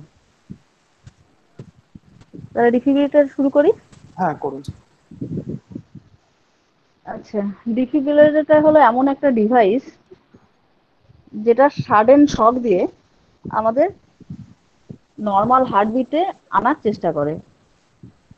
বেসিক্যালি কি হয়, যখন কোনো পেশেন্টের কার্ডিয়াক অ্যারেস্টের দিকে যায়, তখন তাকে কি করা হয়, একটা সাডেন হাই ভোল্টেজে শক দেওয়া হয়, যার ফলে তার হার্টবিটটা যাতে নর্মালে চলে আসে। যেমন হয় না, অনেক সময় হয় না যে আমরা বুকে পাম্প করতে থাকি, কোনো পেশেন্ট হয়তো একদম মানে সে আর শ্বাস নিতে পারছে না, একদম বুকের মধ্যে জোরে জোরে পাম্প করতে থাকে, ডিফিব সেই কাজটাই করে মেকানিক্যালি। তো ডিফিবটাকে তাহলে আমরা কি বলতে পারি, ডিফিব্রিলেটর একটা ডিভাইস, এমন একটা ডিভাইস যেটা রিস্টোর করে normal heartbeat by sending an electric pulse or shock to the heart. ঠিক আছে, this high energy electric shock is called defibrillation. যখন আমরা ওই হাই ইলেকট্রিক শকটা দিচ্ছি, ওই যে প্রসেসটা হচ্ছে তারই নাম ডিফিব্রিলেশন। এবার ডিফিবটা কি, ডিফিবটার তাহলে এইমটা আমাদের মেইন কি হলো, যে একটা সাডেন শক দিলাম আমরা, দিয়ে হার্টটা যাতে স্টপ না হয়ে যায়, সেখান থেকে নর্মাল কন্ডিশনে ফিরে আসে। এবার অনেকের মনে হতে পারে, ধরুন আমরা যারা কাজ করছি এই ফিল্ডে, যে তাহলে পেসমেকার কি করছে, মানে ডিফিব আর পেসমেকারের মধ্যে পার্থক্য কি? পেসমেকার হলো, পেসমেকার যেখানে ডিফিব দিয়ে আমরা ইলেকট্রিক সাডেন একটা হাই ভোল্টেজের শক দিচ্ছি তাকে কার্ডিয়াক অ্যারেস্ট থেকে রিকভার করার জন্য। আর পেসমেকারটা কি হয়, যখন আমাদের অ্যাবনর্মাল হার্টবিট চলছে, ওটা একটা স্মল ডিভাইস যেটা চেস্টে লাগিয়ে দিচ্ছে, এবং ঠিক উল্টোটা, মানে ও খুব স্লো হার্ট বিট হচ্ছে হয়তো, সেটাকে নর্মালাইজ করে। মানে পেসমেকারটা একদম মানে আমাদের ছোট ডিভাইস, যেটা নর্মাল হার্টবিট আনার জন্য আমরা প্লেস করি, আমাদের হার্টের মধ্যে প্লেস করতে হয়, আর্টিফিশিয়ালি লাগাতে হয়। আর ডিফিবটা হলো একদম সাডেনলি হাই এনার্জি দিয়ে, মানে সেই চট থাপড় মেরে যেমন আমরা আমাদের নিজেদের আবার আগের জায়গায় ফেরাই, ঠিক সেটা করে। ঠিক আছে, হ্যালো। হ্যাঁ হ্যাঁ, এই জিনিসটাকে টেকনিক্যাল টার্মসে বলে হয় হচ্ছে, যেটা ডিফিব্রিলেটরের ক্ষেত্রে যে ডায়াগনোসিসটা করে ওটাকে বলা হয় হচ্ছে পালমোনারি ট্র্যাকিকার্ডিয়া, অর্থাৎ ইরেগুলার প্যাটার্ন হতে থাকে, বা ভেন্ট্রিকুলার, অনেকে বলে ভেন্ট্রিকুলার ফিব্রিলেশন।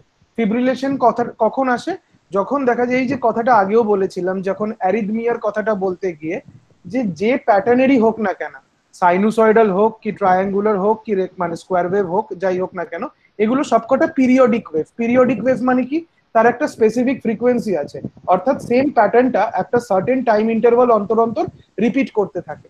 এবার ভেন্ট্রিকুলার ফিব্রিলেশন যখন হয়, তখন কি হয়, যে এই পিরিয়ডিসিটিটা লস্ট হয়ে যায়, তখন হার্ট যেমন তেমন ভাবে বিট করতে শুরু করে, অথবা ট্র্যাকিকার্ডিয়া তৈরি হয়, অর্থাৎ হার্ট প্রচন্ড ফাস্ট বিট করতে শুরু করে।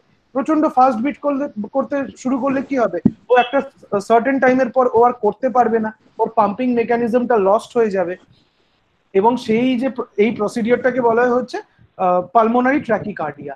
আর যেটা পেসমেকারের ক্ষেত্রে আসে, ঠিক সেটাকে হয় হচ্ছে, খুব স্লো হার্টবিট যখন হয়, সেটাকে আমরা বলি হচ্ছে পালমোনারি ব্র্যাডিকার্ডিয়া। তো এই দুটো টেকনিক্যাল মানে টার্মস এর সাথে আমাদের পরিচিত থাকাটা দরকার, যে এই ডিফিব্রিলেশনটা আমরা ইউজ করব ভেন্ট্রিকুলার ফিব্রিলেশন, অথবা যখন আমাদের ট্র্যাকিকার্ডিয়া ঘটছে, আর পেসমেকারটা ইউজ করব যখন ব্র্যাডিকার্ডিয়া ঘটছে, মানে when the beat is very slow. It may be periodic or aperiodic, but it is very slow. অর্থাৎ নর্মাল ব্লাড পাম্পিং এর জন্য বা অক্সিজেনেশনের জন্য এই ব্লাড পাম্পিংটা দরকার হয় কেন? আমার শরীরের প্রত্যেকটা অর্গানকে অক্সিজেন পৌঁছে দেওয়ার জন্য। হিমোগ্লোবিনের মধ্যে যে হেম কথাটা রয়েছে, হেম শব্দটার মানে হচ্ছে অক্সিজেন। তো এই সরি আয়রন, এবং আয়রনটা কি করে? অক্সিজেনটাকে ক্যারি করে। তো আমার যখন ব্লাড যদি অক্সিজেন ক্যারি করতে না পারে, তো অর্গান ফেলিয়ার হতে থাকবে ওয়ান বাই ওয়ান। তো ঠিক সেরকম ভাবে এবার যদি দেখা যায় যে হার্ট খুব স্লো বিট করছে, অটোমেটিক্যালি আমার মাসেল গুলো কার্যকারিতা হারিয়ে ফেলবে।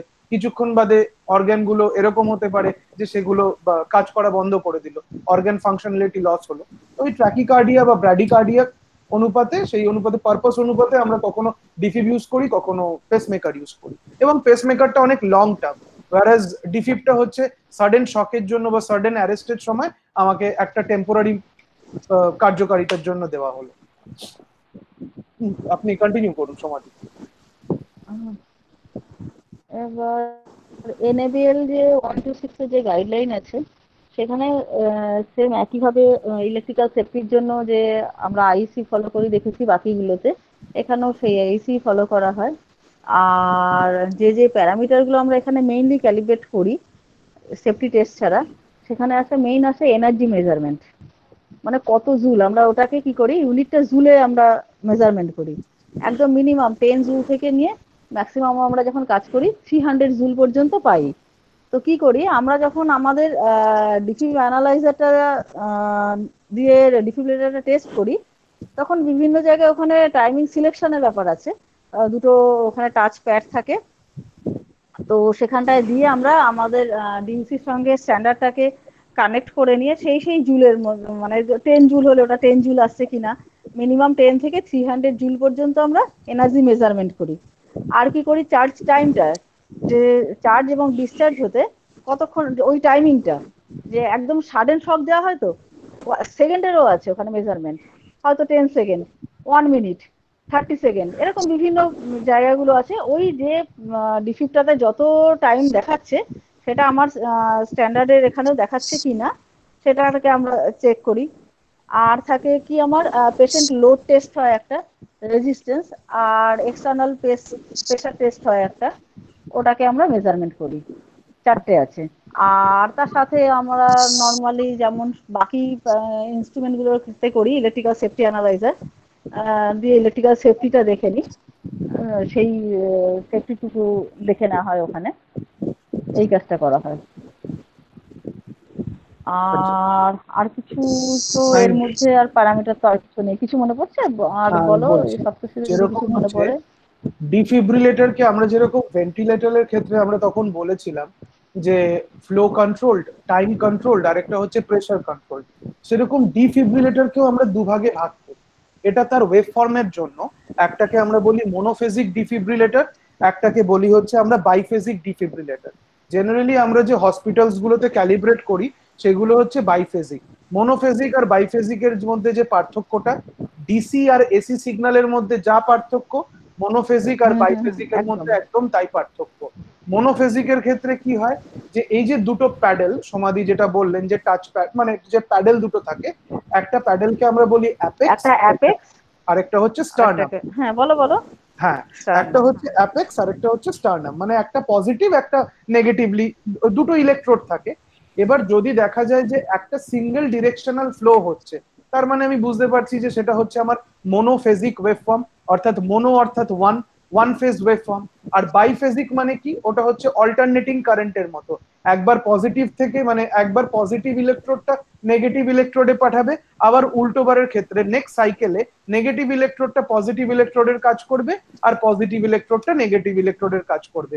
তো ওয়েভফর্মটা বারবার করে চেঞ্জ হতে, মানে ডিরেকশন বদলাতে থাকবে। এটা হচ্ছে একটা বিষয় গেল। আর আমরা এখানে ডিফিব্রিলেটরের ক্ষেত্রে যে প্যারামিটার গুলো এক্স্যাক্টলি ক্যালিব্রেট করি, সেটা হচ্ছে প্রথম যেটা সমাধি বললেন, একটা হচ্ছে এনার্জি টেস্ট, অর্থাৎ বিভিন্ন এনার্জি লেভেলস গুলো আমরা ডিফিব্রিলেটর থেকে সেট করতে পারি, এবং সেটার আগেনস্টে আমাদের ডিভাইসটা একটা মেজারিং ইকুইপমেন্ট হিসেবে কাজ করে।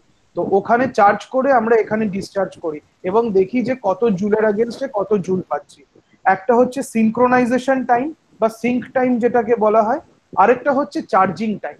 তো এই তিনটে প্যারামিটার আমরা ক্যালিব্রেশনের সময় দিই, এবং তার সাথে আমাদের যেটা থাকে হচ্ছে ইলেকট্রিক্যাল সেফটি টেস্ট। আচ্ছা, পেসমেকারের হ্যাঁ কোশ্চেন আছে যে কোনো যদি বলুন বলুন। কোনো পেশেন্ট যদি এক্সপায়ার করে যায় তো কোনো পেশেন্টকেই কি আমরা ডিফ্রিব ইউজ করতে পারি? না, দেখুন সোমনাথ দা, আমরা আগেও এই ডিসকাশনে একবার এইটা আমাদের হয়েছিল।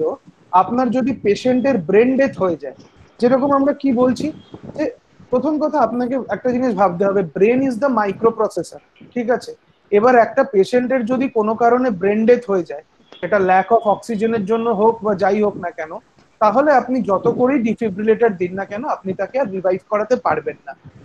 আপনি ততক্ষণ অবধি পেশেন্টকে বাঁচানোর বা ফিরিয়ে আনার কি বলবো জায়গাটা থাকে যতক্ষণ অবধি পেশেন্টের ব্রেন ডেথ না হচ্ছে। ব্রেন ডেথ হয়ে গেলে আর পেশেন্টকে রিভাইভ করানো যাবে না। রোশন, আমি একটু জিনিস জানতে চাইছি। যেমন হচ্ছে এনার্জি মেজারমেন্টে সমাধি বলছিল যে একটা সার্টেন রেঞ্জ থেকে একটা সার্টেন রেঞ্জ আছে, যেমন 10 জুল থেকে 300 জুল এরকম একটা কিছু বললো। তো চার্জ টাইমের ক্ষেত্রে একটা মিনিমাম একটা ম্যাক্সিমাম কিছু মিনিমাম রেঞ্জ থেকে ম্যাক্সিমাম রেঞ্জ, তারপরে রেজিস্ট্যান্সের ক্ষেত্রে এরকম একটা মিনিমাম টু ম্যাক্সিমাম রেঞ্জ। রেজিস্ট্যান্সের কিছু থাকে না, রেজিস্ট্যান্সটা আমি বলে দিচ্ছি। রেজিস্ট্যান্স হ্যাঁ আমি বলুন কে বলছেন। বলছি তাহলে কি আমরা আমাদের নিউ স্কোপে যেটা অ্যাপ্লাই করেছি, তাহলে অ্যাপ্লাই স্কোপটা কৌশিক থেকে বলি, তাহলে সেই হিসাবেই আমরা বেসিক্যালি বলে দিন বলে দিন। হ্যাঁ হ্যাঁ হ্যাঁ হ্যাঁ হ্যাঁ হ্যাঁ কৌশিক দা, আমরা যেটা এখন আমরা তো বেসিক্যালি ওই প্যারামিটার যেগুলো দেখছি ডিফিব্রিলেটরের ক্ষেত্রেও হার্ট রেট আমরা দেখি, যেটা 10 to 200 BPM। 10 to 200 BPM beats per minute. হ্যাঁ শোনা যাচ্ছে? কারণ এখন ওটার মধ্যে ইসিজি ইনক্লুডেড হয়ে গেছে এইডি গুলো করার জন্য। এনার্জি দেখি যেটা জুল, সেটা 2 জুল থেকে একবারে 400 জুল অবধি। 400 জুল বেশ।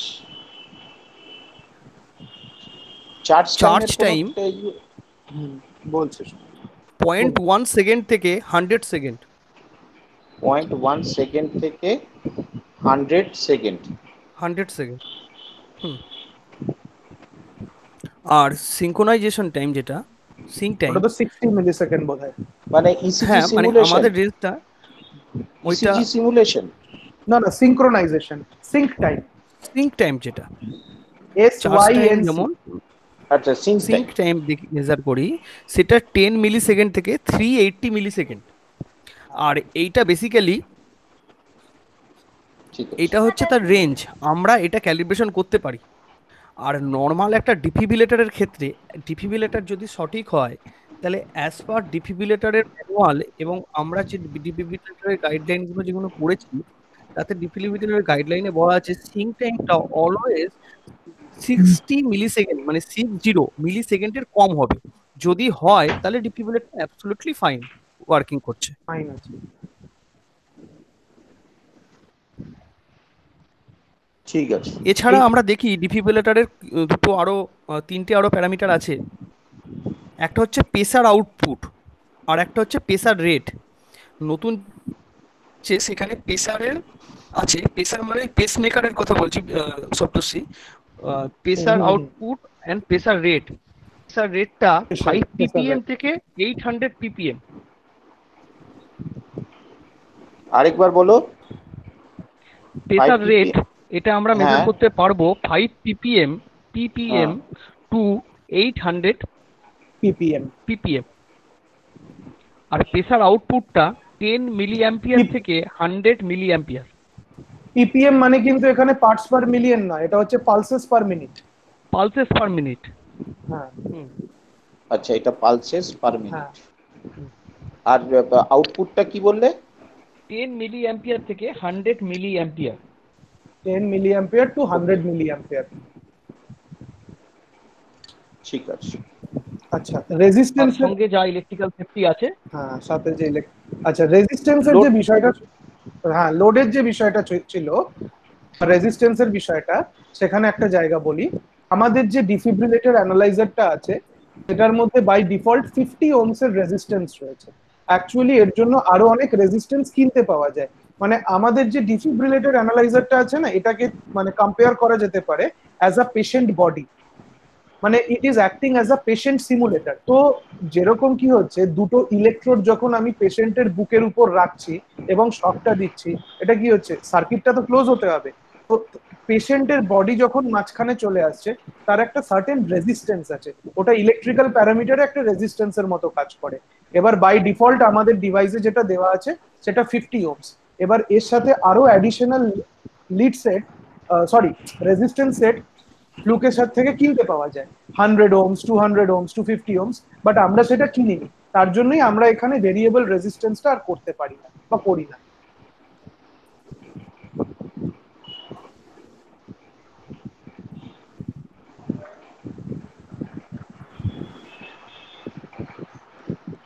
ঠিক আছে? হ্যাঁ ঠিক আছে, ঠিক আছে, ফাইন। তাহলে আমরা অন্যটাতে জাম্প করলাম। আর যদি কারো কোনো কোয়েশ্চেন থাকে তারা পুট আপ করতে পারে।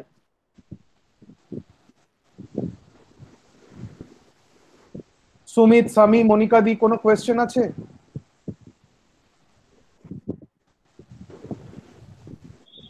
না, শুনে নিচ্ছি। ঠিক আছে। আচ্ছা, আরেকটা পড়ে রয়েছে ডায়াথার্মি। সমাধি, আপনি স্টার্ট করুন ডায়াথার্মিটা।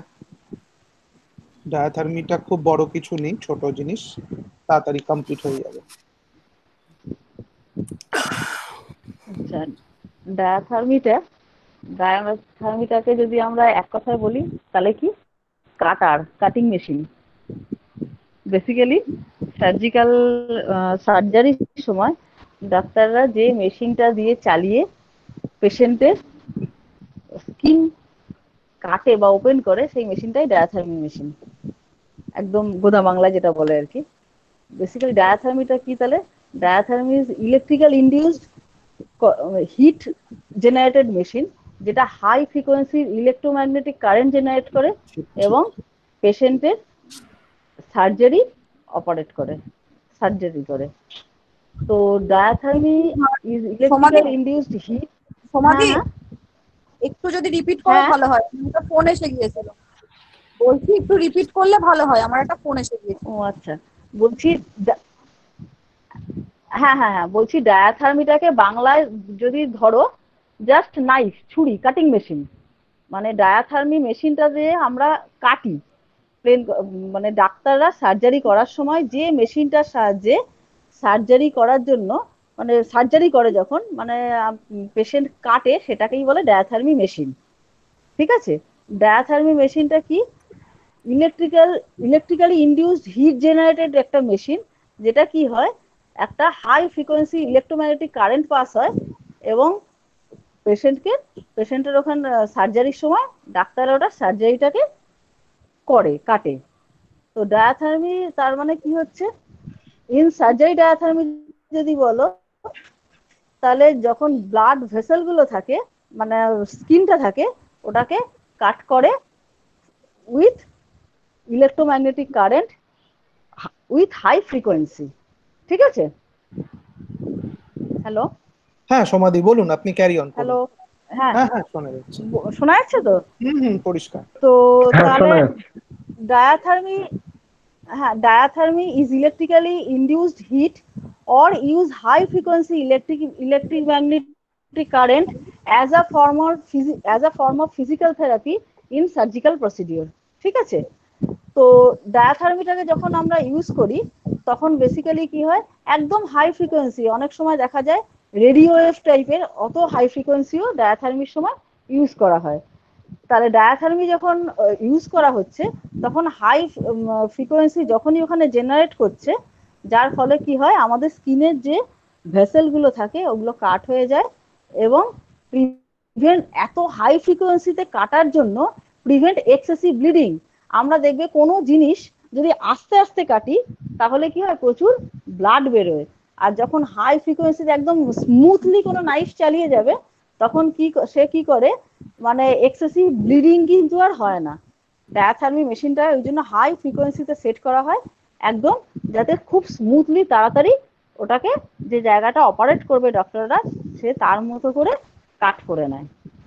ঠিক আছে, তো আমরা বিভিন্ন টাইপের ডায়াথার্মি মেশিন দেখতে পাই, আমরা ভাগ করি তার ওয়েভের উপর, মানে হাই ফ্রিকোয়েন্সির অনুযায়ী আমরা ডায়াথার্মি মেশিনটাকে 3টে ভাগে ভাগ করি। একটা আছে আল্ট্রাসাউন্ড, একটা শর্ট ওয়েভ, আর একটা আছে মাইক্রোওয়েভ।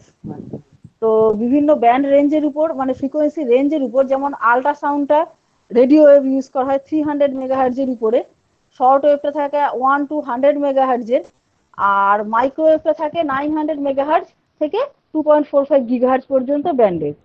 এই হিসাবে ওই ফ্রিকোয়েন্সি যেভাবে যেটা আলাদা করা হয়েছে সেই হিসাবে ডায়াথার্মি মেশিনটাকে 3টে ভাগে ভাগ করে নেওয়া হয়েছে। যখন যেখানটা যেমন অপারেট করার দরকার সেই হিসেবে ডক্টররা সেটা মোটামুটি সিলেক্ট করে নেন। তবে সাধারণত দেখা যায় শর্ট ওয়েভ ডায়াথার্মিটা সেটা অপারেটের চেয়ে বেশি অর্থোপেডিক, মানে যারা এই আর্থারাইটিসের পেশেন্ট, বিভিন্ন রকম ভাবে শক দিয়ে যে ট্রিটমেন্টগুলো পেইন রিমুভ করার জন্য, সেখানে ম্যাক্সিমাম ক্ষেত্রে অনেক সময় শর্ট ওয়েভটাই কাজে লাগানো হয়। ঠিক আছে, তো ডায়াথার্মির মেশিনের আর এরপরে নেক্সটটাতে চলে যাব, যে যে যে যা প্যারামিটার না আর কিছু বলবে ডায়াথার্মির।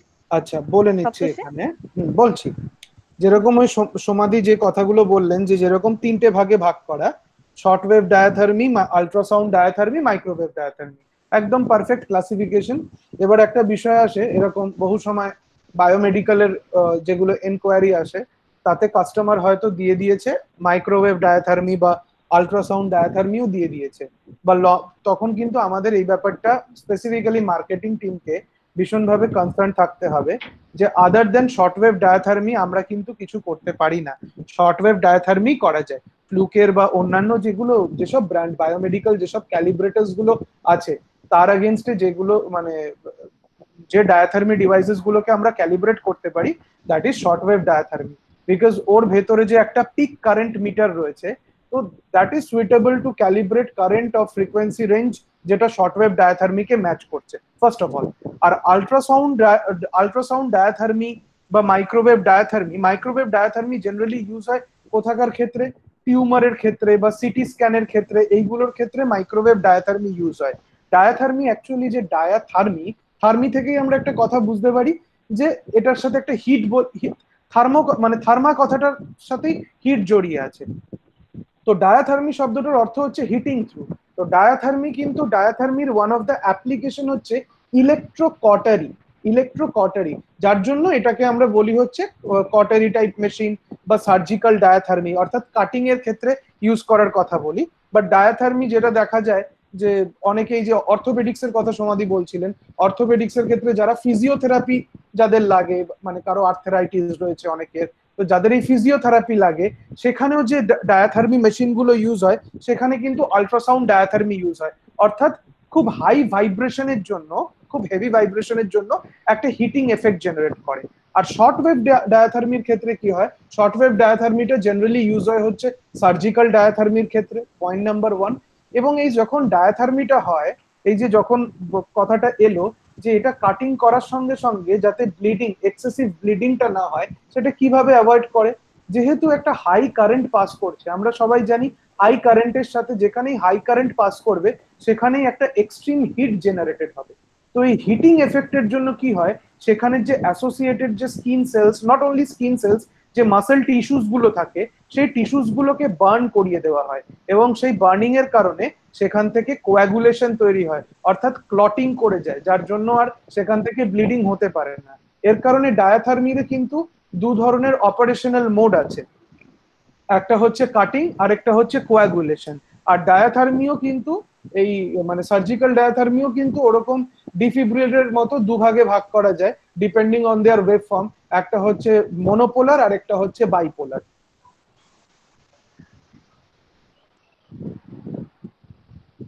সমাধি, আপনি নেক্সট মুভ করতে পারেন। আচ্ছা, ডায়াথার্মিক তাহলে ফর এনএবিএল 1 to 6 ডায়াথার্মির যে যে প্যারামিটার গুলো ক্যালিব্রেট হয় বা যে আইএস ফলো করা হয়, অ্যাজ ইউজুয়াল ইলেকট্রিক্যাল সেফটির জন্য যেটা আছে সেটা আইসি 60601 যেটা আছে। হ্যালো, হ্যাঁ হ্যাঁ শোনা যাচ্ছে, আপনি ক্যারি অন হ্যালো, করুন। কেউ কিছু, সন্দীপ কিছু বললে? না না, সন্দীপ দা বোধহয় আচ্ছা, যেটা হয় সেটা আইসি 606, আচ্ছা আইসি 60601টা।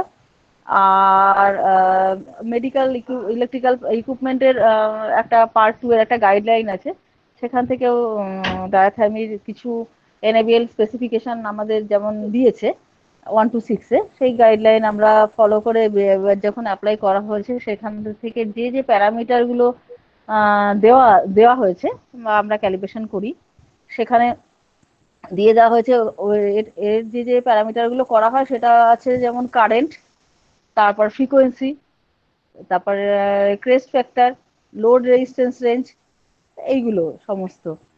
আর বাকি যেগুলো আছে পিক টু পিক ভোল্টেজ, তারপরে ওয়াটেজ আছে, হ্যাঁ ওয়াটেজ আসে। আর যেগুলো দেওয়া আছে কোয়ালিটি কন্ট্রোল মনিটর টেস্ট, এগুলো আমরা খালি চেক করে নিই, এর কোনো রিপোর্ট দেওয়া হয় না। বাট ওই যা দেওয়া হয় peak to peak voltage, wattage, frequency, load resistance range, এগুলো আমাদের দেওয়া হয়।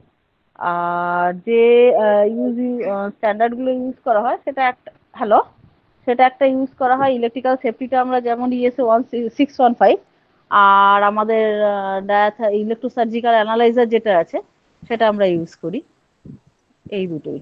ইলেকট্রোসার্জিক্যাল অ্যানালাইজার যেটা আছে তারও দুটো মডেল আমাদের কাছে অ্যাভেলেবেল আছে। প্রথম যেটা আমরা ফ্লুকের থেকে কিনেছিলাম সেটা ছিল হচ্ছে RF 202। সন্দীপ দা RF 202 না 303 ছিল, কোনটা জানো? না না 202, হ্যাঁ 303, হ্যাঁ 303, ঠিক কথা। ওরা ডেমো দিয়েছিল 202 দিয়ে, আর পরে 303।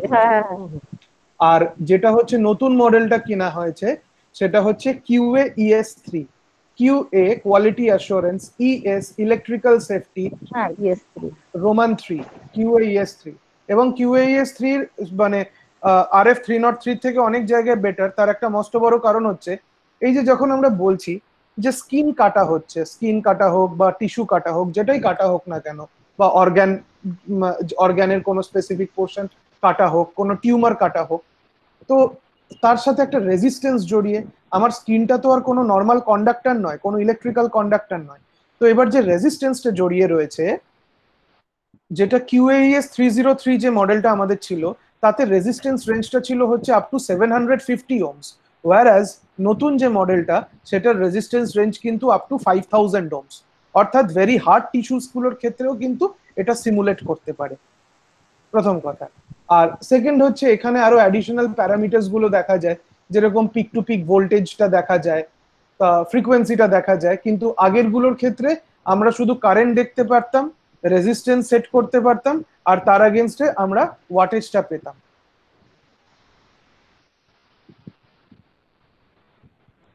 এই রয়েছে। এরপর যদি কারো কোনো কোয়ারি থাকে সেটা পুট আপ করতে পারে। রোশন বলবো? হ্যাঁ বলো।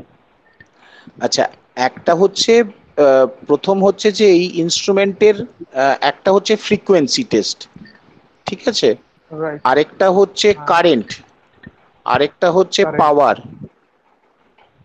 এবার ক্রিস্ট ফ্যাক্টর লেখা আছে, CREST, ক্রিস্ট ফ্যাক্টর, এটা তোমার কাছে রাখো, পরে আমি জানবো। আরেকটা হচ্ছে রেজিস্ট্যান্স, ঠিক আছে, এটা বুঝলাম। পাওয়ার ডিস্ট্রিবিউশন মেজারমেন্ট, এটাও আরেকটা পয়েন্ট। আরেকটা হচ্ছে ভেসেল সিলিং টেস্ট।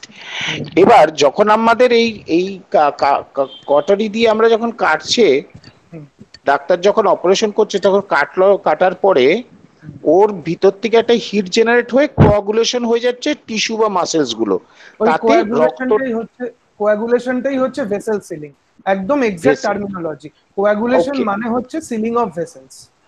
ওকে, এবার এখানে দেখা যাচ্ছে ক্রিস্ট ফ্যাক্টর, এই জিনিসটা কোথায় যখন কাটছে তখন এইটা কোথায় দেখছি? আর হচ্ছে আমাদের ডিভাইসে বেসিক্যালি এটা কি জিনিসটা, কি মানে আমরা পাওয়ার ফ্যাক্টর জানি, ক্রিস্ট ফ্যাক্টরটা কি জিনিস? ক্রেস্ট ফ্যাক্টরটা হচ্ছে তোমার একটা ওয়েব ফর্মের একটা প্যারামিটার।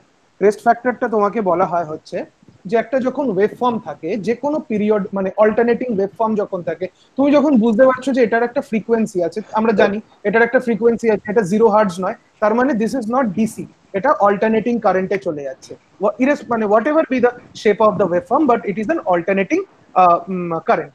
এবার যখনই একটা অল্টারনেটিং কারেন্ট ফ্লো করে, আবার তুমি ওই জায়গাটা ইমাজিন করো সাইনোসয়েডাল ওয়েভ বা ট্রায়াঙ্গুলার ওয়েভ বা square wave, forget about the square wave, square wave যেটা আমরা অসিলোস্কোপে দেখি, এক্স্যাক্টলি অসিলোস্কোপে দেখো।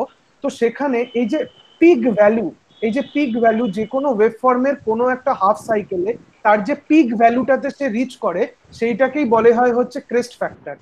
পিক ভ্যালুর হচ্ছে 0.7, না নট, হ্যাঁ যে কোনো হাফ সাইকেলে, মানে তোমার এই যে একটা ধরো আমি যদি তোমাকে একটা ইলেকট্রিক্যাল সিগন্যাল দিয়ে বলি 50 হার্টজ, যে আমরা কথাটা বলি কেন বলি, যে তোমার 1 সেকেন্ডের মধ্যে 50খানা সাইকেল করছে। এবার এই প্রত্যেকটা সাইকেলকে আমি দুটো ভাগে ভাগ করব, একটা আপ সাইকেল একটা ডাউন সাইকেল, অর্থাৎ একবার ওপরে ফ্লো করছে, একবার পজিটিভ ডিরেকশন থেকে নেগেটিভ ডিরেকশনে যাচ্ছে, আর একবার নেগেটিভ ডিরেকশন থেকে positive, I mean negative pole থেকে পজিটিভ পোলে আসছে। এবার যে কোনো হাফ সাইকেলে তোমার যে ওয়েভ ফর্মটা তুমি দেখছো, তার যে পিক ভ্যালুটা, আমরা যেরকম বলি পিক ভ্যালু, আরএমএস ভ্যালু, ঠিক ওই পিক ভ্যালুটাকে বলা হয় হচ্ছে ক্রেস্ট ফ্যাক্টর। আচ্ছা, half cycle of the peak value কে বলছো না পুরো পিক ভ্যালুটাকেই বলছো crest factor? Not half cycle of the peak value of the half cycle of the wave form.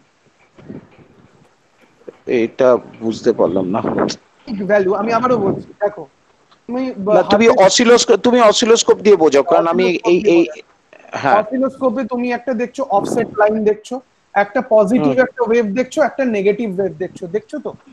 হ্যাঁ দেখছি। এই পজিটিভটা হচ্ছে একটা হাফ সাইকেল, নেগেটিভটা হচ্ছে একটা হাফ সাইকেল, এই দুটো হাফ সাইকেল মিলে একটা ফুল সাইকেল হয়, তখন পিকে যাচ্ছে। ইয়েস।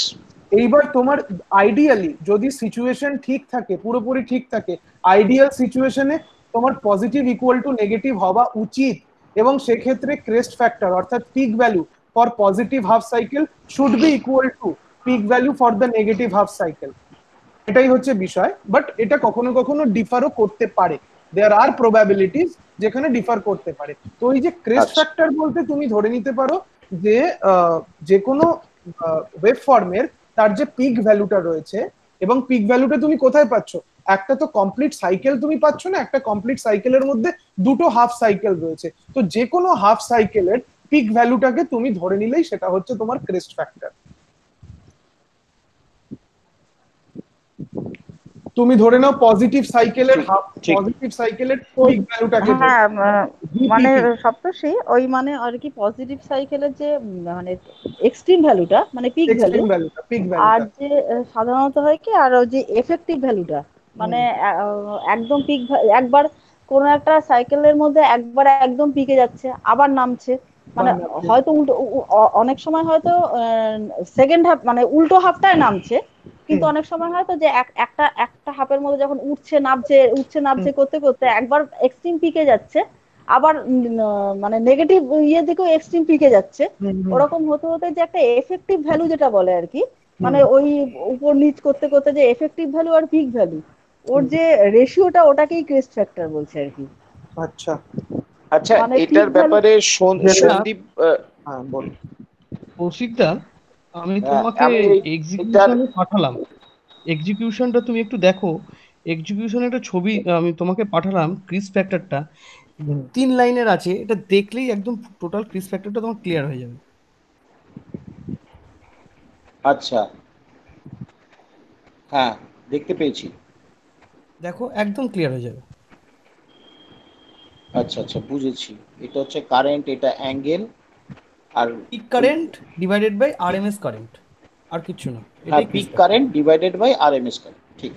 হ্যাঁ আচ্ছা, এটার জন্য আমরা root mean square 0.707 of the peak value, ওই পিক ভ্যালু আর এফেক্টিভ ভ্যালু মানে রুট মিন স্কয়ারটাই এফেক্টিভ যে এটাতে আমরা যে বায়োমেডিকেলের অ্যাপ্লিকেশনটা করেছি কি কি মানে রেঞ্জ টু রেঞ্জ করেছি, for current, power, resistance, frequency, peak to peak, এগুলো আমরা তো অ্যাপ্লিকেশন করেছি, এগুলো শুধু কি বেসিক্যালি আমরা সবকিছুই হ্যাঁ পাওয়ারটা তো আমরা করি, বাকি সবই তো ও যে প্যারামিটার গুলো সেইগুলো তো ডেরিভেটিভ প্যারামিটার, মানে বেসিক্যালি সব ওখানকার যেগুলো পাওয়ার তো আমরা একেবারে 400 ওয়াট অব্দি দেখি, হ্যাঁ তারপরে তো প্যারামিটার। মানে আমরা যখন আমার যতদূর মনে হচ্ছে স্কোপটা সন্দীপ দা যেটা বলছে, যেগুলো ধরো তোমার পাওয়ারটা এগুলো হচ্ছে ডিপেন্ডেন্ট ভেরিয়েবল। পাওয়ার বেসিক্যালি কোত্থেকে আসছে তুমি দেখবে মানে কারেন্ট আর রেজিস্ট্যান্সের সাথেও তুমি পাওয়ার বার করতে পারবে, বা ভোল্টেজ রেজিস্ট্যান্সের থেকে পাওয়ার বার করতে পারবে। তো আমরা মোস্ট ঠিক প্রবাবলি ইন্ডিপেন্ডেন্ট যে ভেরিয়েবল গুলো রয়েছে, যে কারেন্ট, ভোল্টেজ, রেজিস্ট্যান্স, ফ্রিকোয়েন্সি, এই চারটের উপর বেস করেই তার মিনিমাম টু ম্যাক্সিমামটা বোধহয় দেওয়া রয়েছে, কি তাই তো সন্দীপ দা? হ্যাঁ, আমরা যেটা দিয়েছি আমাদের power up to 500 watt, 500 watt. হ্যাঁ, কারেন্ট 0 মিলি অ্যাম্পিয়ার থেকে 5500 মিলি অ্যাম্পিয়ার। এবার ফ্রিকোয়েন্সিটা তো টোটালটাই ডিপেন্ড করবে, ডিপেন্ড করবে ফ্রিকোয়েন্সিটা অন তো দ্য ওইভাবে মেশিন। বলা, ক্রিস ফ্যাক্টরটা 1.4 টু 16 রেজিস্ট্যান্স এইগুলো।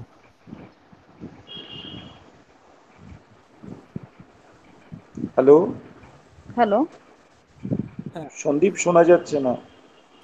ও আচ্ছা, নেটওয়ার্কের প্রবলেম হচ্ছে তাহলে। না না, সন্দীপ দা তো বলে থেমে গেছিল, তার জন্য শোনা যাচ্ছিল না।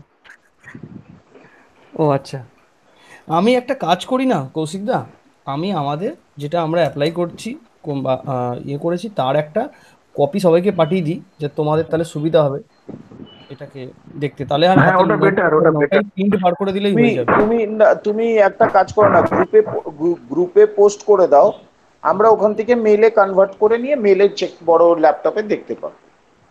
আচ্ছা,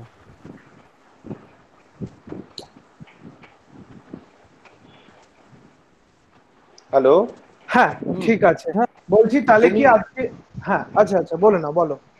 বলছি যে সন্দীপ যদি পুরো অ্যাপ্লিকেশনটা গ্রুপে পোস্ট করে, তাহলে আমরা গ্রুপ থেকে মেলে নিয়ে নেব। একদম একদম। আচ্ছা, এই অ্যাপ্লিকেশনটার মধ্যে পরে আবার কিছু কিছু চেঞ্জেস হয়েছে। আচ্ছা, আমার মনে হয় আমার একটা জিনিস বলছি, গ্রুপে না করে ইন্ডিভিজুয়াল মেল করো। আমার একটা মেল আছেই, ওটাকে আমি ফরওয়ার্ড করে দিলেই হয়ে যাবে। সবাইকে ফরওয়ার্ড করে দাও। তো আমাদের যে মেলটা ছিল, যে মেলটা করার পর সবাইকে ফরওয়ার্ড করা ছিল, ওটাই আমি ফরওয়ার্ড করে দিচ্ছি। ওটাই ফরওয়ার্ড করে দিন, ওটাই করে দিন।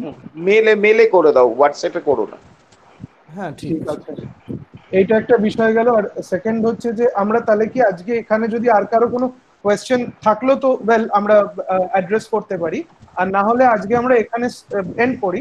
আবার কালকে আমরা তাহলে স্টার্ট করে দেবো হচ্ছে যে তারপরে আমরা different certification bodies, general queries, তারপর হচ্ছে জিওগ্রাফিক্যাল ডিস্ট্রিবিউশন, এগুলো নিয়ে আমরা তার মানে একদম মেন মার্কেটিং এবং টেকনিক্যাল দুজনেই কোলাবোরেট করে আমরা সেখানে কথা বলতে পারি, যে যার ইন্ডিভিজুয়াল যা যা ফাইন্ডিং সেগুলো সেখানে দিতে পারে।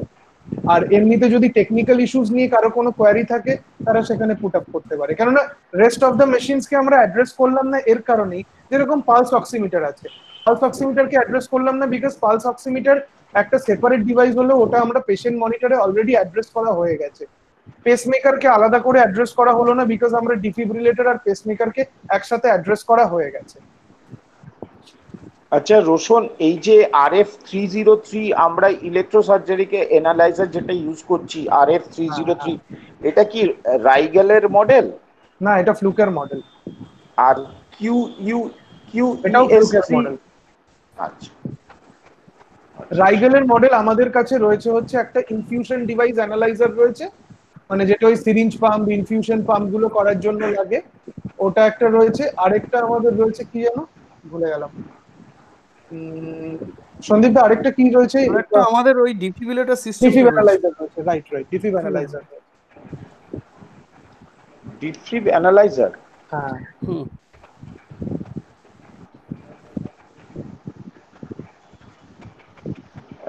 একটা তো ইলেকট্রোসার্জারিক্যাল অ্যানালাইজার আছে, একটা ডিফিব্রিলেটর অ্যানালাইজার আছে, একটা পেশেন্ট সিমুলেটর, আর একটা ইলেকট্রিক্যাল সেফটি অ্যানালাইজার, আর একটা গ্যাস ফ্লো অ্যানালাইজার। রাইগেলের তো এই চারটেই আছে না? না, রাইগেলের আমাদের জিনিস দুটো রয়েছে। রাইগেলের দুটো না রয়েছে, রাইগেল ব্র্যান্ডের। না, রাইগেল ব্র্যান্ডের যে প্রোডাক্ট গুলো আছে সেগুলো বলছি, একটা ইলেকট্রিক সেফটি অ্যানালাইজার, একটা পেশেন্ট সিমুলেটর, একটা ডিফিব্রিলেটর অ্যানালাইজার, একটা ইলেকট্রোসার্জিক্যাল অ্যানালাইজার, আর একটা গ্যাস ফ্লো অ্যানালাইজার। ব্যাস এই কটাই তো রাইগেলের প্রোডাক্ট। গ্যাস ফ্লোটাই তো হচ্ছে আপনার তোমার ওটাকে যেন কি বলে, ভেন্টিলেটর অ্যানালাইজার। ও আচ্ছা, গ্যাস ফ্লো ফ্লোটাই হচ্ছে অ্যানালাইজার ভেন্টিলেটর। হ্যাঁ ওটা না না, আমি রাইগেলের কথা বলছি।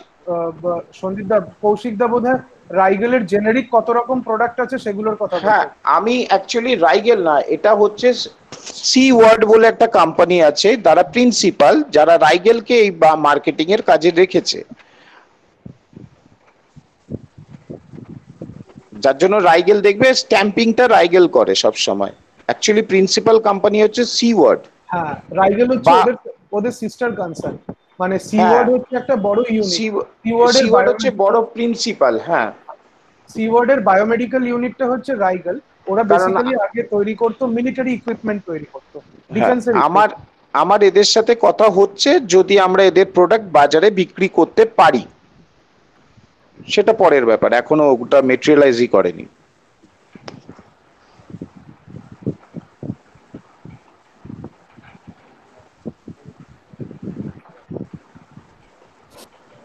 আমাদের এখানে এই যে যেটা মার্কেটিং এর ব্যাপার বলছো, এখানে ইন্ডিয়াতে ওই রাইগেলকে রিপ্রেজেন্ট করে দিনেশ বলে, যেটা হচ্ছে ওদের কোম্পানিটার নামটা ভুলে গেলাম। যাই হোক, আমি কোম্পানি সবাই মানে ওরাই আমাদের এখানে সাপ্লাই করে এবং ওরাই ইন্ডিয়াতে হোল অ্যান্ড সোল ডিস্ট্রিবিউটর। তো ওদের সাথে আমাদের রিলেশনটা খুব ভালোই আছে। তো দিনেশ খুব এফেক্টিভ প্রাইসিংও দেয়। তো কোথাও মার্কেটিং করতে হলে দিনেশের সাথে কন্ট্যাক্ট করলে আমার মনে হয় ও খুব ভালোভাবেই রেসপন্স দেবে। এবং ফ্লুকের থেকে রাইগেলের রেসপন্স অনেক ফাস্ট, অনেক বেটার, এবং খুব 1-to-1 স্ট্যান্ডঅ্যালোন কমিউনিকেশন করে, যার জন্য কোনো প্রবলেম হয় না। মানে ফ্লুকের যেরকম কি চেইন অফ কমান্ডমেন্টস এত লম্বা যে একে বললে ও মাথা দেখাবে, ওর মাথা তার মাথা দেখাবে, রাইগেলে ওয়ান শট ডিসিশন এখানে তুমি ইন্ডিয়াতে ওর থেকে বসে পেয়ে যাবে। ইনফ্যাক্ট আমাদের যে দুটো ডিভাইস, ফ্লুকের দুটো ডিভাইস ক্যালিব্রেশন নিয়ে ইস্যু হচ্ছিল, সেটাও কিন্তু আমরা ওকে পাঠালাম, ও ক্যালিব্রেট করে পাঠিয়ে দিল। ওকে,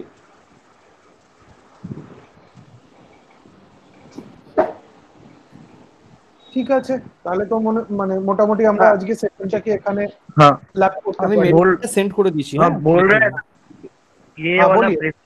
ये प्रेजेंटेशन भी थोड़ा मेल कर दीजिए। हाँ अभी प्रेजेंटेशंस मेल कर दे, वही ग्रुप में डाल देंगे, या एक लिंक बना के मैं वैसा ही करूंगा, यूट्यूब में वीडियो को अपलोड कर दूंगा और साथ ही साथ उस लिंक में सारा प्रेजेंटेशन भी अपलोड कर दूंगा, ताकि कभी भी आप रेफर करो फिर आपको मेल में ढूंढना नहीं पड़ेगा या व्हाट्सएप मैसेज में ब्राउज नहीं करना पड़ेगा। आप डायरेक्टली उस लिंक पे चले जाना, वहां पे आपको सारा चीजें मिल जाएगा। ठीक है ओके ঠিক আছে। Thank you very much for nice presentation. Marketing এর আর কেউ কথাই বললো না, আমি তো শুধু বললাম। আরে জয়দীপ, আমরা শুনছি, মানে আমি শুনছি আর কি। অভি, প্রথম দিন তো বলা যায় না, প্রথম দিন শুনতে হয়। জয়দীপদার কাছে এটা বেসিক্যালি রিপিটেশন, তো জয়দীপদা আগে কিছু জানি না। জয়দীপদা, সোমনাথদা। অভি, হ্যাঁ বলো, শুনছি। জয়দীপ কোথায় তোমরা? আমরা অ্যাকচুয়ালি মানে যখন শুরু হয়েছিল তখন ওই সপ্তর্ষি সন্দীপ দিয়েছিল, তো আমরা আমি জয়দীপ দা, তারপর প্রতাপ দা, তো মানে আমরা অনেক টার্মস গুলো আজকে ইউজ হলো, মানে আমরা আগে শুনেছি। ইনফ্যাক্ট তখন আমরা বায়োমেডিক মানে ধাতস্থ হয়েছি। হ্যাঁ, একদম আমরা ফিজিওলজিক্যাল ডিটেইলস অবধি গেছিলাম, তো তখন আরো কংক্রিট এক্স্যাক্টলি করা হয়েছিল। এখন অনেক ভেতরে ঢোকা হয়েছিল, অনেক ডেপনেসে গিয়ে সবগুলো ইয়ে করা হয়েছিল। এবং আমাদের এক একটা মানে ইন্ডিভিজুয়াল ইনস্ট্রুমেন্ট এক এক দিন মানে আজকে যেমন পাঞ্চ করে হলো, সেই টাইমে মানে এক একটা পুরো সেশন দেওয়া হয়েছিল। আচ্ছা আচ্ছা, না ওটা তো টেকনিক্যাল ছেলেদের নিয়ে হয়েছিল, আজকে তো এটা টেকনিক্যাল না, আমাদের বেশি আমাদের পুরোটা তো আমরা ডাইজেস্ট করতে পারবো না। আমি কতটা নিতে পারবো এখানে অনেকেই অনেক কিছু নিতে পারেনি, আমিও অনেক কিছু নিতে পারছি না, তাও খুঁচিয়ে খুঁচিয়ে রোশনকে জিজ্ঞাসা করে করে আগাচ্ছি। সন্দীপ বলছে এটা পাঠাচ্ছে ওটা পাঠাচ্ছে, তাই দেখে দুঃখে বুঝতে পারছি না আমাদের নলেজটা একটু পুয়োর ব্যাপারটা।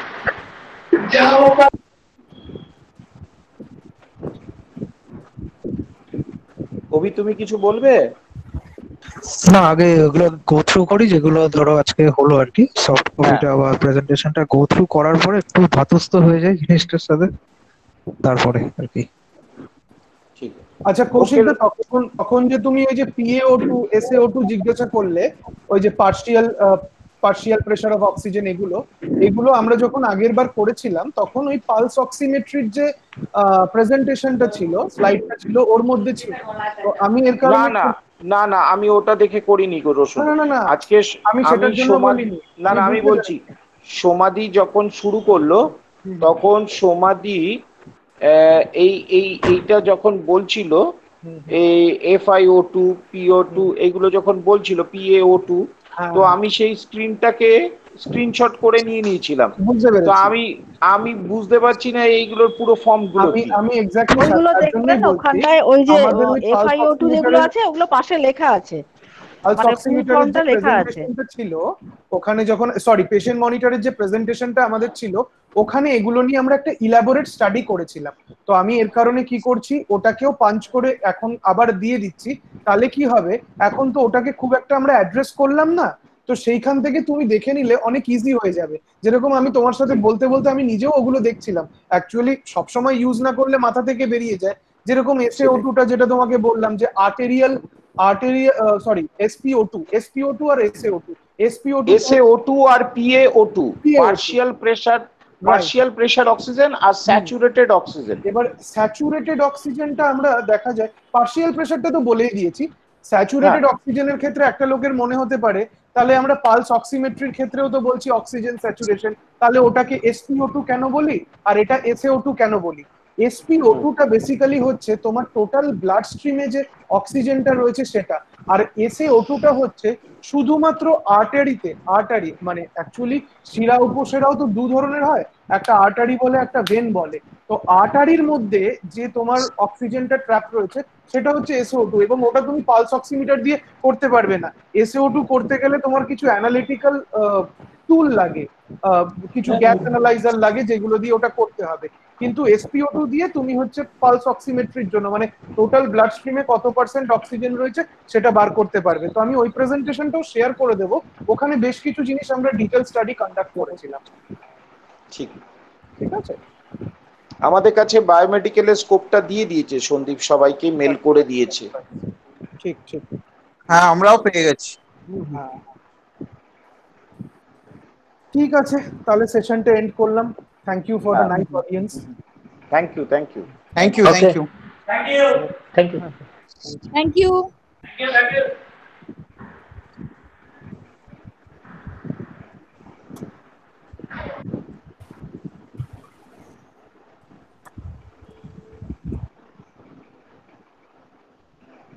লিভ করে কোথা দিয়ে রে বাবা? হ্যালো হ্যালো,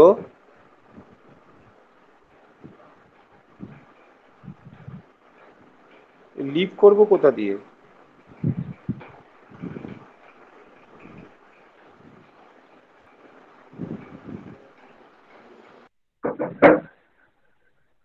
হ্যালো, লিভ করতে পারছি। এমনি ব্যাক চলে যান, হয়ে যাবে লিভ।